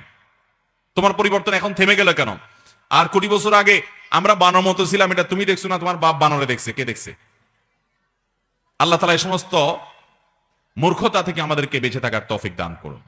কোরআনে কারীমের এই আয়াত পরিষ্কার বলছে যে এই সমস্ত ডাহা মিথ্যা কথা, শিক্ষার নামে এগুলো পড়ানো আমাদের সন্তানদের কোনোদিন আমাদের কাছে গ্রহণযোগ্য হতে পারে না। মুসলমানদের বা ধার্মিক মানুষদের ট্যাক্সের টাকা তার সন্তানকে অধর্ম পড়ানো হবে, এই অধিকার কখনো এই সকল সেকুলার যারা বই লেখার নাম দিয়ে তারা আমাদের সন্তানদেরকে কুশিক্ষা গেলানোর চেষ্টা করছে, সেটা কখনো গ্রহণযোগ্য হতে পারে। বুখারীর একটি হাদিস আছে, আপনারা অনেকে শুনেছেন। নবী আলাইহিস সালাম বলেছেন ইন্নাল্লাহা খালাকাল্লাহু আদামা আলা সূরাতিহি, আল্লাহ রাব্বুল আলামিন আদমকে তার সূরাতে সৃষ্টি করেছেন এবং ৬০ গজ তিনি বড় ছিলেন, অনেক দীর্ঘ ছিলেন, আল্লাহ তাকে এইভাবে সৃষ্টি করেছেন। এই আয়াত থেকে, এই হাদিস থেকেও বোঝা যায় যে মানুষ বানরের মতো ছিল না, বরং আল্লাহ তাকে সুন্দর অবয়বে তার মতো করে তিনি সৃষ্টি করেছেন। বিধায় যারা এই সমস্ত কথা আমাদের সন্তানদের চাপিয়ে দিতে চায় তাদের জানা উচিত কোরআনে কারিমে একটি নয় অন্তত 20টি আয়াত আছে মানুষ সৃষ্টি কিভাবে হয়েছে। আল্লাহ তাআলা কোরআনে কারিমে কোথাও বলেছেন ইন্না খালাকনাহুম মিন তিনিল লাযিব, আমি আঠালো মাটি থেকে মানুষকে সৃষ্টি করেছি। আল্লাহ বলেছেন মিনহা খালাকনাকুম ওয়া ফিহা নুঈদুকুম, এই মাটি থেকে আমি সৃষ্টি করেছি মানুষকে, এই মাটিতে আবার ফেরত যেতে হবে। তাহলে মাটি থেকে মানুষকে আল্লাহ তাআলা সৃষ্টি করেছেন। আল্লাহ বলেছেন তোমরা সেই সময়ের কথা স্মরণ করো ইয ক্বালা রাব্বুকা লিল মালাইকাতি ইন্নী জাইলুন ফিল আরদি খলিফা। আল্লাহ যখন ফেরেশতাদেরকে বলেছেন, আয়াতে বলেছেন ইন্নী খালিকুম বাশারা মিন তিন, মাটি থেকে মানুষ তৈরি করতে চাই, সেই সময়ের কথা স্মরণ করো। এই সমস্ত আয়াত ভুরি ভুরি সূরা সাদ খোলেন, সূরা বাকারা খোলেন, কোরআনে বহু জায়গায় আল্লাহ তাআলা মানুষ সৃষ্টি কিভাবে হয়েছে কোত্থেকে সব বলেছেন। অতএব এই বিবর্তনবাদ বিশ্বাস করা, আপনি ডারউইনের মতবাদ বিশ্বাস করা, 6-7 বইয়ে বাচ্চাদেরকে যা শেখানো হচ্ছে সেটা বিশ্বাস করা, সুস্পষ্টভাবে কোরআনের সমস্ত আয়াতকে অবিশ্বাস। শুধু কোরআন কেন, আপনি বাইবেল খোলেন, আপনি অন্য ধর্মগ্রন্থ খোলেন, আসমানি ধর্মগ্রন্থ যেগুলো আছে বিকৃতির পরেও সেটা যে জায়গায় আছে, এই সবগুলো বর্ণনা থেকে বোঝা যায় মানুষ আদমের সন্তান, মানুষ কখনো বানর বা বানর জাতীয় কোনো পশুর সন্তান নয়। অতএব যারা মানুষকে পশুর সন্তান মনে করে তারা বানরের সন্তান হতে পারে, আমরা আদমের সন্তান। কি বলেন? আপনারা কি বানরের বা শিম্পাঞ্জি জাতীয় কিছু সন্তান না আদমের সন্তান? আপনার আমার বাবার নাম কি? আদম আলাইহিস সালাতু, আমাদের মায়ের নাম কি? হাওয়া আলাইহাস সালাতু ওয়াস সালাম। এরপরে প্রশ্ন হলো, বর্তমানে প্রচলিত ইসলামী ব্যাংকগুলো অন্যান্য ব্যবসা প্রতিষ্ঠান থেকে সুদে লোন নিচ্ছে, এই মুহূর্তে ইসলামী ব্যাংকে লোন লেনদেন করা জায়েজ হবে কিনা? ইসলামী ব্যাংকগুলো ইসলামী ব্যাংকিং যদি করে, অবশ্যই সুদী ব্যাংকগুলোর চাইতে সেই ব্যাংকগুলোতে লেনদেনকে প্রায়োরিটি দিতে হবে। এই একটি অবদানের কারণে আপনি সুদী ব্যাংকের বিপরীতে ইসলামী ব্যাংকে প্রায়োরিটি দিতে হবে। ইসলামী ব্যাংকগুলোতে কোনো ঝামেলা তৈরি হলে, বিপদ হলে সুদী ব্যাংকগুলো দেখবেন যে অনেক মজা নেয়, কারণ ইসলামী ব্যাংকিং এর ক্ষেত্রে যে বিপ্লব এদেশে হয়েছে, বাধ্য হয়ে সুদী ব্যাংকগুলো পর্যন্ত ইসলামী ব্যাংকিং এর উইং খুলতে হচ্ছে। আল্লাহ রাব্বুল আলামিন ইসলামী ব্যাংকিং এর গুরুত্ব আমাদের ব্যক্তি জীবনে সব ক্ষেত্রে আমাদেরকে বোঝার তৌফিক দান করুন। তো যাই হোক, যদি ইসলামী ব্যাংক অন্য ব্যাংক থেকে সম্পূর্ণ সুদভিত্তিক লোন নেয়, সন্দেহাতীতভাবে সে হারাম কাজ করছে এবং এই কাজটা নিষিদ্ধ কাজ। কিন্তু আপনি ইসলামী ব্যাংকে লেনদেনের মাধ্যমে যদি আপনি ইসলামী ব্যাংকিং, ইসলামী শরিয়া ফলো করে আপনার অধিকারটা আপনি আদায় করে নিতে পারেন, তাহলে আপনার জন্য সেই লেনদেন অবশ্যই জায়েজ হতে পারে।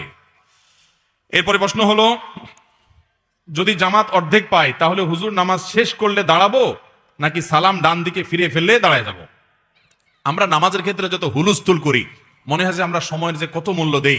1 সেকেন্ড আমাদের কাছে অনেক দাম। হুজুর মাত্র ডান দিকে আসসালাম বলতেছে, আমার দানও শেষ, কারণ ওই সালাম শেষ করবে অপেক্ষা করার টাইম আমাদের হাতে।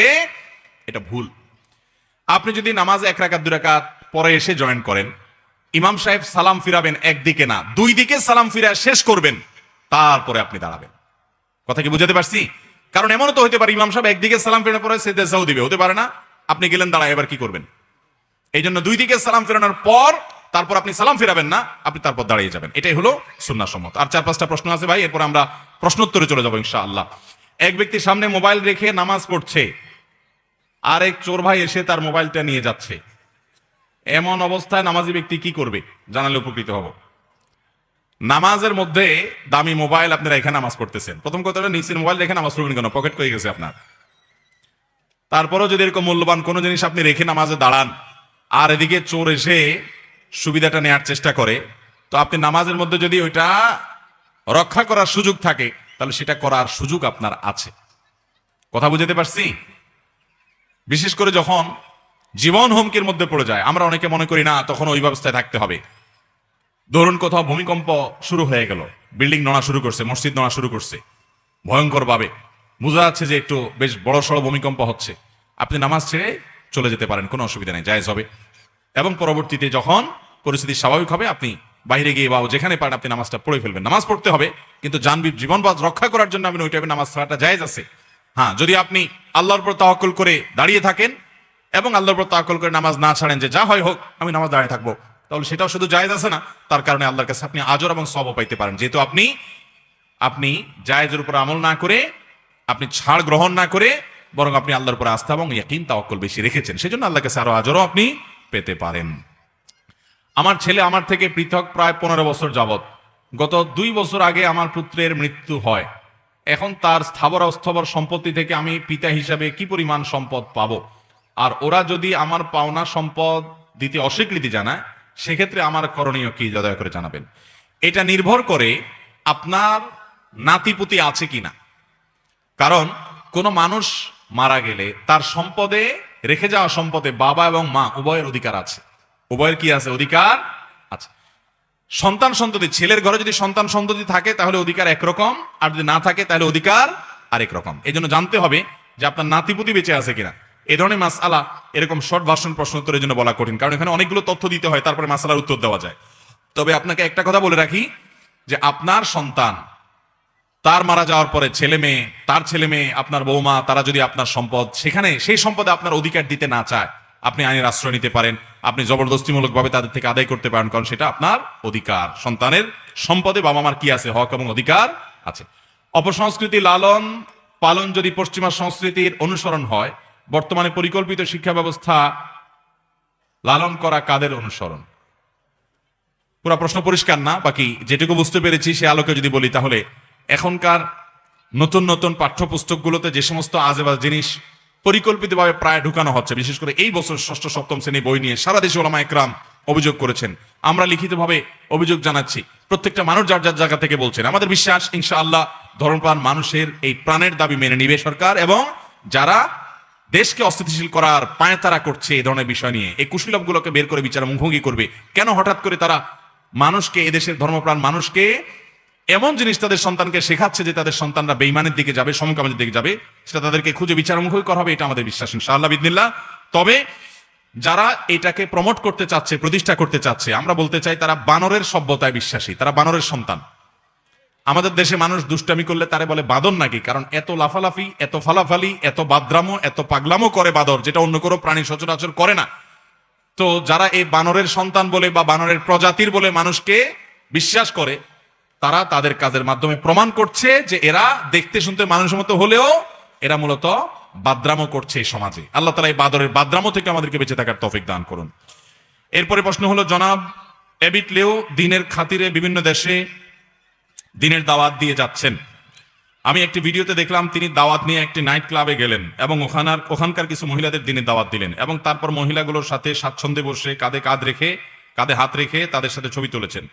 আমার জানা বিষয় হচ্ছে ইসলামের দাওয়াতের ক্ষেত্রে গিয়ে এমন ভিন্ন কৌশল সমর্থন করে কিনা। সম্ভবত মালয়েশিয়ান এই দায়ী, বাংলাদেশেও তিনি এসে অনেক দাওয়াতি কাজ করছেন, সেবামূলক কাজ করছেন। দেখুন, কোন নাইট ক্লাবে গিয়ে, কোন পতিতালয়ে গিয়ে যদি সেখানকার মেয়েদেরকে দাওয়াত দিয়ে সে পথ থেকে ফিরিয়ে আনা যায়, অবশ্যই সেটা প্রশংসনীয় কাজ। কিন্তু তাই বলে মহিলাদের শরীর স্পর্শ করা, হাত রাখা, সেটা তো অবশ্যই হাদিসের লঙ্ঘন। আমরা খারাপটা গ্রহণ না করে তার যে ভালো মেথড, ভালো পদ্ধতি, তিনি যে সেখানে গিয়েও দাওয়াতের কাজ করছেন, সেটা আমরা গ্রহণ করব। কারণ আমরা ভালো জিনিস যেটা দেখি, যেটা গ্রহণ করা, যেটা মন্দ, সেটা থেকে আমরা বিরত থাকবো, বেঁচে থাকবো। তিনি যেটা ভুল করেছেন সেটা ভুল, কিন্তু যেটা ভালো করেছেন সেটা প্রশংসনীয়। এ ধরনের দাওয়াতি, বহুমুখী দাওয়াতি কাজ, ব্যতিক্রম ধর্মী দাওয়াতি উদ্যোগ আমাদের দেশেও বিভিন্নভাবে আমাদেরকে নিতে হবে। আল্লাহ আমাদেরকে তৌফিক দান করুন। এরপর প্রশ্ন হলো, এনজিওতে চাকরি করা জায়েজ আছে কিনা? এনজিওতে চাকরির ক্ষেত্রে প্রতিদিন মেয়েদের সাথে অনেক হারাম কাজ, যেমন পর্দার খেলাপ কাজ করতে হয়, যা আমি বুঝতে পারি হারাম, কিন্তু না করে পারি না চাকরি বাঁচানোর জন্য। প্রথম কথা হলো, আমাদের সমাজে অনেকে মনে করে এনজিও চাকরি মানেই হারাম। ভাই, এনজিও মানেই কিন্তু সুদের প্রতিষ্ঠান না। এনজিও মানে নন গভর্নমেন্ট অর্গানাইজেশন, বেসরকারি সংস্থা। সেটা সুদের কারবার ছাড়াও বেসরকারি সংস্থা থাকতে পারে কি পারে না? অনেক ইসলামিক এনজিও আছে।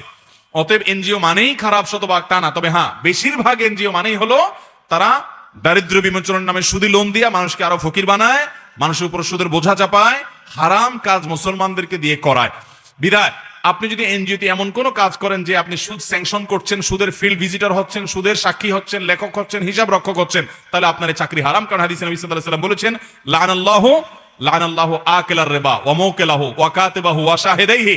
সুদের যে সুদ খায়, যে সুদ দেয়, যে সুদ লেখে, যে সুদের সাক্ষী হয়, সবার প্রতি আল্লাহ তাআলার লানত বর্ষিত হয়। এজন্য ওই কাজ করা জায়েজ নাই। আপনি যদি কোনো এনজিওতে এমন কোন পদে চাকরি করেন যেই পদে আপনি কোনো হারাম কাজ করতে হয় না, হালাল কাজ করেন, আর যে বলেছেন মেয়েদের সাথে আপনার সেখানে হারামে লিপ্ত হওয়ার মতো কোনো পরিবেশ না থাকে, তাহলে আপনি সেখানে কাজ করতে পারেন। আর যেখানে আপনার ঈমান আমল বাঁচাতে পারেন না, আপনি নিশ্চিত গুনাহের মধ্যে পড়ে যান, ওই চাকরি প্রয়োজনে করবেন না। না খেয়ে থাকবেন, রিকশা চালাবেন, কিন্তু সেই হারাম থেকে বেঁচে থাকবেন। দুনিয়াতে পুরো জীবন অনন্ত অসীমকাল আমরা কাটাতে পারবো না। আমাদেরকে একটা নির্দিষ্ট সময় চলে যেতে হবে। বিদায় হারামের কাছে আমরা কখনো মাথা নত করব না। আল্লাহ আমাদেরকে বেঁচে থাকার তৌফিক দান করুন। সবাই আমল করবো তো ইনশাআল্লাহ। ভাইরা আমার, এবার প্রশ্ন শেষ। আর অনেকগুলো প্রশ্ন আছে, এগুলো আমি নিয়ে যাবো ইনশাআল্লাহ পরবর্তী মাহফিলের কোথাও ইনশাআল্লাহ, সম্ভবত রাঙ্গুনিয়াতে মাহফিল, সেটাতে ইনশাআল্লাহ উত্তর দিয়ে দিব। এখন হলো, আমাদের আলোচনা থেকে আমরা উত্তর দিতে পারবেন, তারা পুরস্কারগুলো পাবেন। রেডি সবাই? প্রশ্নের উত্তর দেয়া যাবে না। এখন আমি প্রশ্ন করব, আপনারা যারা উত্তর দিতে পারবেন শুধু হাত তুলবেন, ডানে বামে সামনে সবাই হাত তুলবেন। যে আগে হাত তুলবে, কে আগে হাত তুলছে আমি তো বলতে পারবো না, কারণ চারিদিকটা আমি দেখি না। তারপরেও তুলনামূলক যাকে আমরা বলতে বলবো তিনি উত্তর বলবেন। সঠিক উত্তর যিনি দিবেন এখানে এসে পুরস্কার নিয়ে যাবেন। System clear? ঠিক আছে। প্রথম প্রশ্ন, আমাদের প্রশ্নোত্তরের আগে আলোচনা প্রসঙ্গে সালাতুদ দোহা এবং চাষতের নামাজ, যেটাকে আমরা স্থানীয়ভাবে বলি, হাদিসের ভাষায় সালাতুদ দোহা বলা হয়। এই সালাতুদ দোহার ফজিলত এবং মর্যাদা বর্ণনা করতে গিয়ে আমরা অনেকগুলো হাদিস বলেছি। এর ভিতর যে কোনো দুইটা হাদিস বলতে পারবেন। আগে বলে রাখি, কোনো আলেমের পুরস্কার গ্রহণযোগ্য না, প্রশ্ন উত্তর গ্রহণযোগ্য না। কোনো আলেম উত্তর দিলে আমরা নেব না, এটা সাধারণ মানুষ বলতে হবে, কারণ আলেম তো জানবেই। যে কোনো দুইটা হাদিস বাংলায় বললেই হবে। যে বলতে পারবেন হাত তোলেন। আমরা 4-5টা হাদিস বলেছি।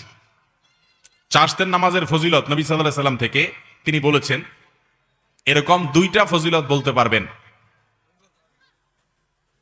আপনার আগে ভাই হাত তুলেছে, ওই যে দাঁড়ান, লাল শার্টালা, বলেন দেখি।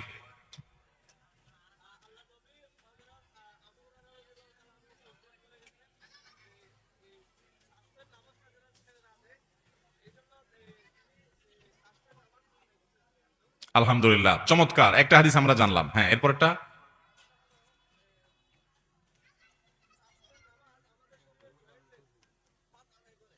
মাশাআল্লাহ, চলে আসেন, চলে আসেন, সামনে চলে আসেন। আপনারা ওনার কথা শুনেন নাই সবাই, আমি বলে দিচ্ছি, মাইকে বলে দিচ্ছি আমি। কি নাম আপনার? চলে আসেন। বাড়ি কই? এডে নিলে না? কি খাম করেন? খাম কি? কি চাকরি? সমবায় মন্ত্রণালয় চাকরি করেন। মাশাআল্লাহ, চলে আসেন। সরকারি চাকরি করেন আমার ভাই। আজম ভাই উনি যে হাদিস দুটি বলেছে আমি বলে দিচ্ছি, মাশাআল্লাহ। খুব বেশি মানুষ হাত তোলেন নাই, মাত্র দুইজন। এই ভাষায় এক ভাই তুলছেন, আরেকজন তুলছেন।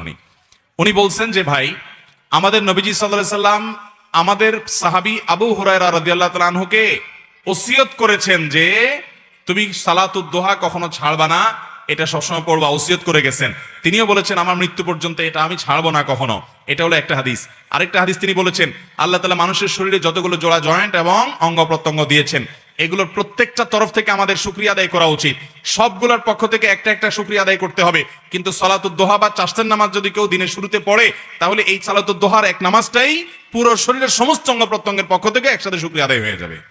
এই দুইটা হাদিস ভাই শোনাতে পারছেন।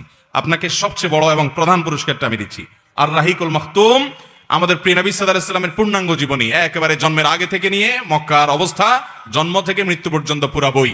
এই বইয়ের আলোকে আমরা বেসরকারি টেলিভিশন এনটিভিতে একটা প্রোগ্রাম করি শনিবারে। এই বইয়ের আলোকে আমরা আমাদের আসুন্নাহ ফাউন্ডেশন থেকে একটা কম্পিটিশন অ্যারেঞ্জ করেছি, ব্যবস্থা গ্রহণ করেছি। তো ভাইকে আমরা সেই বইটা দিচ্ছি। জাযাকুমুল্লাহ খাইর। মাশাআল্লাহ মাশাআল্লাহ, ফি আমানিল্লাহ। আজম ভাই সবাই মাশাআল্লাহ বলেন। হাতে পিটালে কি লাভ হয়? মাশাআল্লাহ বললে তো সব হবে, বুঝেন নাই? আচ্ছা, এরপরে দ্বিতীয় প্রশ্নের জন্য রেডি সবাই? কি বলেন, সবাই রেডি? আচ্ছা, আমি এক বোনের কম্পিউটারে কম্পোজ করে প্রশ্নটা দিয়েছিলেন উনি। এক বোনের প্রশ্ন পড়েছিলাম, উনি লিখেছেন প্রতিদিন উনি জায়নামাজের চোখের পানি ফেলতে হয় স্বামীর অত্যাচারের কারণে, অমানুষ স্বামীর কারণে। তো এই বোনের প্রশ্নের উত্তর দিতে গিয়ে আমি একটা হাদিস বলেছি। নবী সাল্লাল্লাহু আলাইহি সাল্লাম বলেছেন তোমাদের মধ্যে সবচেয়ে ভালো মানুষ, এই যে আমাদের এখানে এত বিশাল বড় মাহফিল, এত বড় সমাবেশ, এত মানুষ, এই হাজার হাজার মানুষের মধ্যে যারা বিবাহিত, এই বিবাহিত মানুষগুলোর মধ্যে আবার সবচেয়ে ভালো মানুষ কে? নবী সাল্লাল্লাহু আলাইহি সাল্লাম বলেছেন যারা উত্তর দিতে পারবেন শুধু হাতটা তোলেন।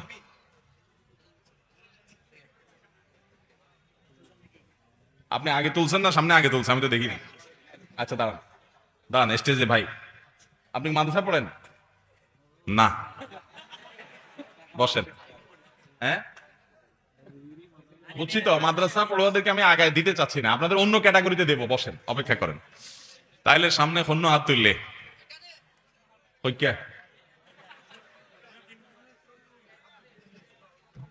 আচ্ছা, ও যে পিছনে লাফাইতেছে বেচারা, ওই যে কালো কালো ইয়ালা, বেচারা বলতে দেন।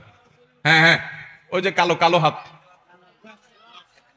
গ্লাভস নেই। হ্যাঁ, এইবার একখানা সামনে আইতে দেন না। বলেন ভাই,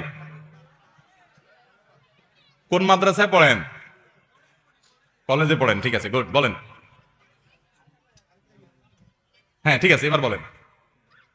প্রশ্নটা আবার বলি। নবী করিম সাল্লাল্লাহু আলাইহি ওয়াসাল্লাম বলেছেন তোমাদের মধ্যে সবচেয়ে উত্তম মানুষ কার কথা বলেছেন?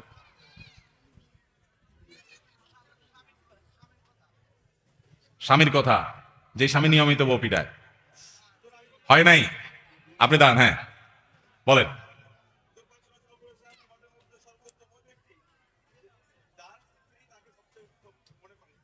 মাশাআল্লাহ, উত্তর সঠিক।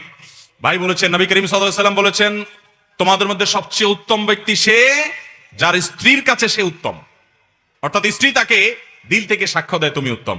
এখন যারা বিয়েতে আছেন, আজিয়া বাইর যাই আরে বউরে জিগাইবেন আয় মানুষ কেমন। বউ যদি ফিক করে হাসি দেয় তাহলে বুঝবেন অবস্থা খারাপ। হাসি দেওয়ার মানে হলো ওরে বান্দর তুমি কেমন মানুষ আবার, হ্যাঁ। আর যদি সত্যি আপনি বুকে হাত দিয়ে বলতে পারেন না আলহামদুলিল্লাহ, আমি আমার স্ত্রীকে আমি গালিগালাজ করি না, যৌতুক চাই না, খোঁটা দেই না, খোঁচাখুচি করি না, জুলুম নির্যাতন করি না। হ্যাঁ, বলতোটি হলে তো স্ত্রীকে অবশ্যই শাসন সংশোধন করতে হবে, সেটা করি। এরকম যদি হন তাহলে আপনি আসলে ভালো মানুষ। চলে আসেন, আপনাকে দ্বিতীয় সর্বোচ্চ পুরস্কার। এটাও নবী সাল্লাল্লাহু আলাইহি সাল্লামের ঐতিহাসিক সিরাত গ্রন্থ সিরাতে ইবনে হিশাম, সিরাতে ইবনে হিশামের বাংলা অনুবাদ। এটার উপর আমরা কম্পিটিশন করেছিলাম। মাশাআল্লাহ, নবী সাল্লাল্লাহু আলাইহি ওয়াসাল্লাম পুরো জীবনী। কি নাম আপনার? জালালউদ্দিন ভাই, কি করেন আপনি? মাশাআল্লাহ, মেডিকেল টেকনোলজিস্ট ভাই। নবী সাল্লাল্লাহু আলাইহি ওয়াসাল্লামের হাদিসের সঠিক উত্তর দিয়েছেন। বিয়ে করেছেন? বউ আছে? আছে না চলে গেছে? অনুমতি নিয়ে ওয়াজে আসছেন, এত ভালো তো ভালো না। ভাই বলতেছেন ভাবির অনুমতি নিয়ে ওয়াজে আসছেন। ও আচ্ছা আচ্ছা, না ঠিক আছে। ও মাশাআল্লাহ মাশাআল্লাহ। চুরি ডাকাতি হয়, ভয় আছে বাহিরে, এই জন্য ওয়াইফের পারমিশন নিয়ে আসছে। কত ইনোসেন্ট স্বামী যে ওয়াইফের পারমিশন নিয়ে আসছে, আলহামদুলিল্লাহ। বুকে হাত দিয়ে বলতে পারবেন যে আপনার বউ আপনাকে ভালো বলবে। এই ভিডিও যখন নেটে যাবে বউ কিন্তু দেখবে, সত্য কথা বলেন।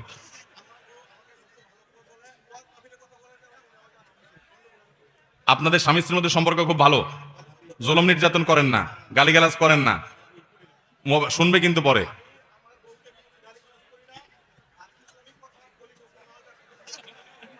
আলহামদুলিল্লাহ, আলহামদুলিল্লাহ, মাশাআল্লাহ, মাশাআল্লাহ। আল্লাহ আপনাকে কবুল করুক ভাই, বসেন, জাযাকুমুল্লাহ খাইর, মাশাআল্লাহ। আচ্ছা, এবার আর প্রশ্নোত্তর না, এবার ওপেন, বসেন। এবার যে পুরস্কারগুলো আছে, এই পুরস্কারটা আমি একজন যুবককে দিতে চাই। বেলা ফুরাবার আগে আরিফ আজাদের লেখা একটা চমৎকার বই, অসাধারণ একটা বই। এই বইটা আমি দিতে চাই একজন যুবককে, আর বাকি যেগুলো আছে সব বয়সে মানুষকে দিব। যুবক ফুয়াশা যারা আছো রেডি নি?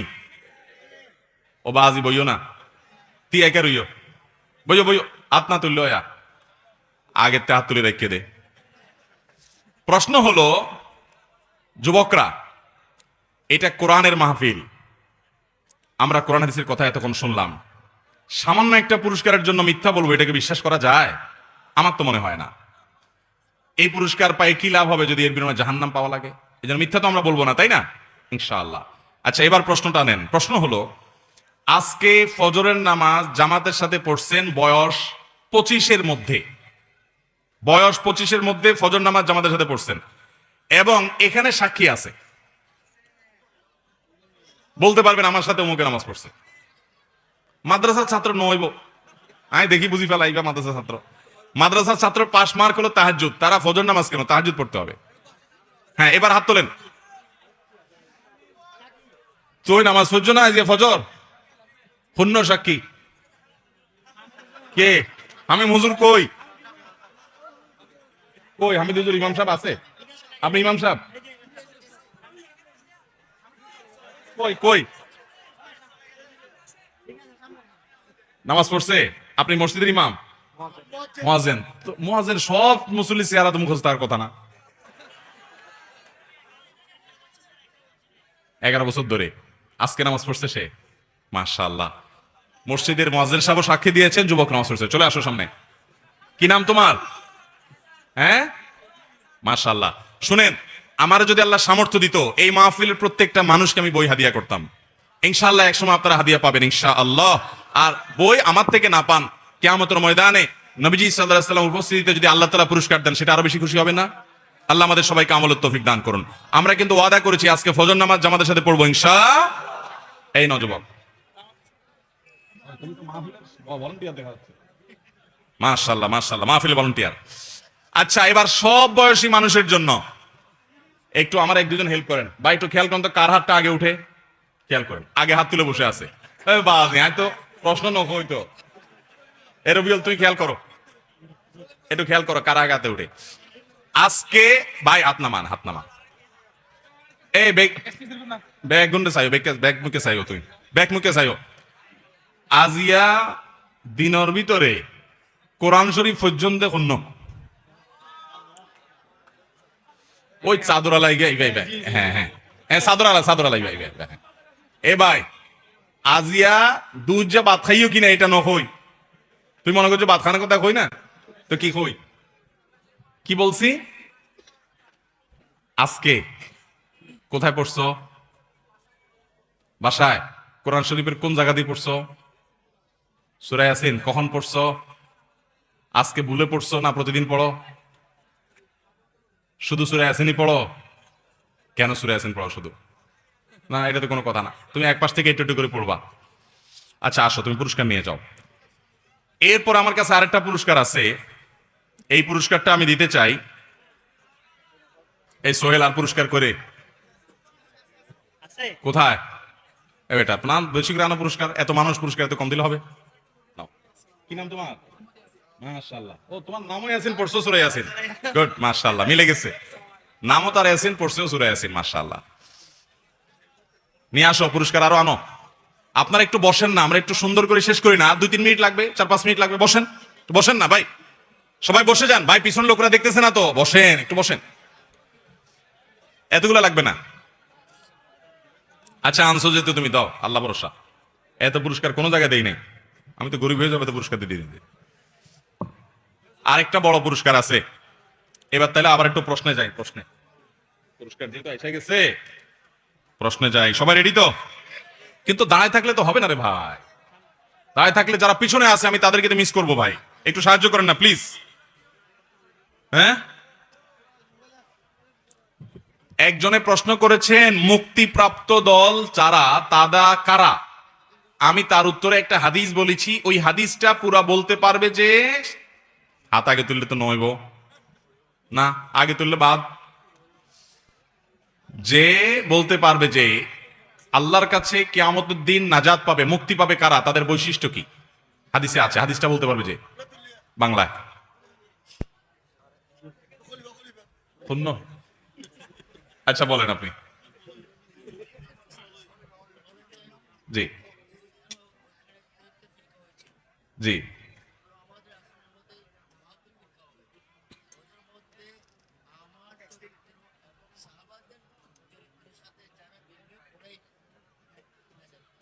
মাশাআল্লাহ, উত্তর সঠিক চাচার। চাচা উত্তর দিয়েছেন যে নবী সাল্লাল্লাহু আলাইহি সাল্লাম বলেছেন ইহুদিরা ৭৩ শ্রেণীতে বিভক্ত হয়েছে, আমার উম্মত ৭২ শ্রেণীতে বিভক্ত হবে, এর ভিতরে সবাই জাহান্নামে যাবে, একটা শ্রেণী শুধু জান্নাতে যাবে। এখানে কোনো দল না, শ্রেণী। আমরা দল বলতে যাবো যে সেটা না, শ্রেণী। সেই শ্রেণী কোনটা জান্নাতে যাবে? যারা নবীজির সুন্নাত আদর্শকে অনুসরণ করবে এবং সাহাবীদের আদর্শ, সাহাবীদের যে টোটাল জামাত আছে তাদের অনুসরণ করবে, অর্থাৎ তাদেরকে ভালোবাসবে। এই আহলুস সুন্নাহ ওয়াল জামাআহ, সুন্নাত এবং জামাতে সাহাবার আহাল যারা হবেন, অনুসারী যারা হবেন, তারাই মুক্তিপ্রাপ্ত হবে। আল্লাহ আমাদের সবাইকে পরিপূর্ণভাবে আমলে, আকীদা, বিশ্বাসে সব ক্ষেত্রে আহলুস সুন্নাহ ওয়াল জামাতের অনুসারী হওয়ার তৌফিক দান করুন। আসেন চাচা, আপনার সবচেয়ে বড় পুরস্কার রাহিকুল মাখতুম বইটা দিলাম। আল্লাহ তাআলা আমলে তো, চাচা হাত মিলান। মাশাআল্লাহ মাশাআল্লাহ। কি করেন আপনি? দর্জি। মাশাআল্লাহ, আল্লাহ কবুল করুন। জুব্বা শিলান? মাশাআল্লাহ। ও শুধুমাত্র জুব্বা শিলা? হুজুরদের জুব্বা শিলা দেখছো? মাশাআল্লাহ মাশাআল্লাহ মাশাআল্লাহ মাশাআল্লাহ মাশাআল্লাহ। আচ্ছা ভাই, যুবক ভাইরা আরো অনেকগুলো পুরস্কার আছে। সবাই রেডি তো নাকি? সবাই রেডি? ঠিক আছে। কি প্রশ্ন করছি, আর তো ব্যাকিন মনেও না আছে। আল্লাহুম্মা সাল্লি আলা মুহাম্মাদ ওয়া আলা আলি মুহাম্মাদ আলা ইব্রাহিম ইন্নাকা হামিদুম মাজিদ। ভাই, আমরা প্রশ্ন, আমি থেকে কি নাম, প্রশ্ন থেকে আমার আলোচনা থেকে দুইটা করব, এরপরে হলো আবার ওই যে অ্যাচিভমেন্টের উপরে প্রশ্ন হবে।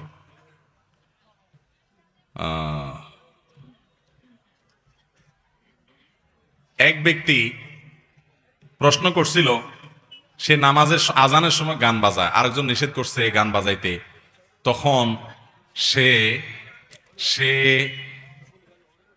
তার জবাবে, আমি একটা হাদিস বলছিলাম। সবাই হাত তুলছে, মানুষের ঘুষির কথা বলবো। হ্যাঁ, সেনা পাবলিক ব্যাগন। আমি একটা হাদিস বলছিলাম, সে হাদিসটা কি? কে বলতে পারবেন? হাত তোলেন। না, ওই ছোট ফয় বা তুললে আগে। হ্যাঁ বলো।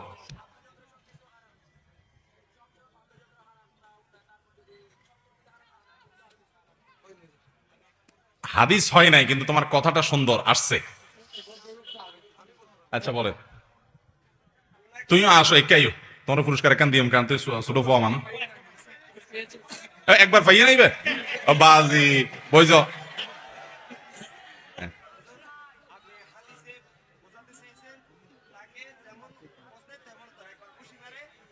না না, ইয়া তো হাদিস ন, আমার কথার হাদিসের কথা মিলাইলে হবে না। আমি বলছি নবী করিম সাল্লাল্লাহু আলাইহি সাল্লাম বলেছেন কিয়ামতের আগে, এদুর কই দিলাম। নোয়া ইবা ইবা ইবা। হ্যাঁ হ্যাঁ, ক্যামেরাম্যান না, অসুবিধা নাই, ক্যামেরাম্যান হইলো। বল।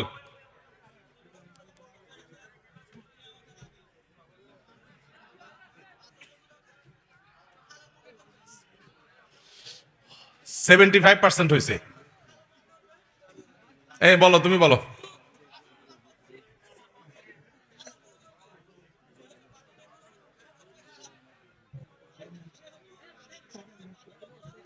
আরো বেশি আরাম হবে। এটা তো ওয়াজ হইল ভাই, হাদিসটা ডাইরেক্ট।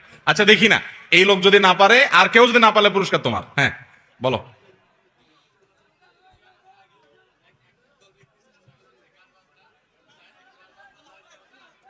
পুরাপুরি নয়, একদম এক্সাক্ট হাদিসটা বলতে হবে। আমি হাদিসটা খুব সংক্ষেপে বলছি, এটা বলাটা টাফ, সবাই পারবে না। না, হাত তোলেন নাই তো আপনি, বলেন বলেন। আর তারে কোলো করে উঠে ফেলো না উপরের দিকে, তিনজন মিলে ফসা ধরো না, ধরে উঠে ফেলো। Good, this is the point, এটাই আমি চাইছিলাম। মাশাআল্লাহ, কিয়ামতের আগে 4 জিনিসকে নবী সাল্লাল্লাহু আলাইহি সাল্লাম আল্লাহর অনুমতিতে হারাম ঘোষণা করেছেন, কিন্তু কিয়ামতের আগে মানুষ এটাকে হালাল মনে করবে। এর ভিতরে একটা হলো, আর বাকি 3 জিনিস কি বলে দেব? আরেকটা হলো মদ, এটাকে একসময় মানুষ মনে করবে নাথিং এলস, হালাল মনে করবে।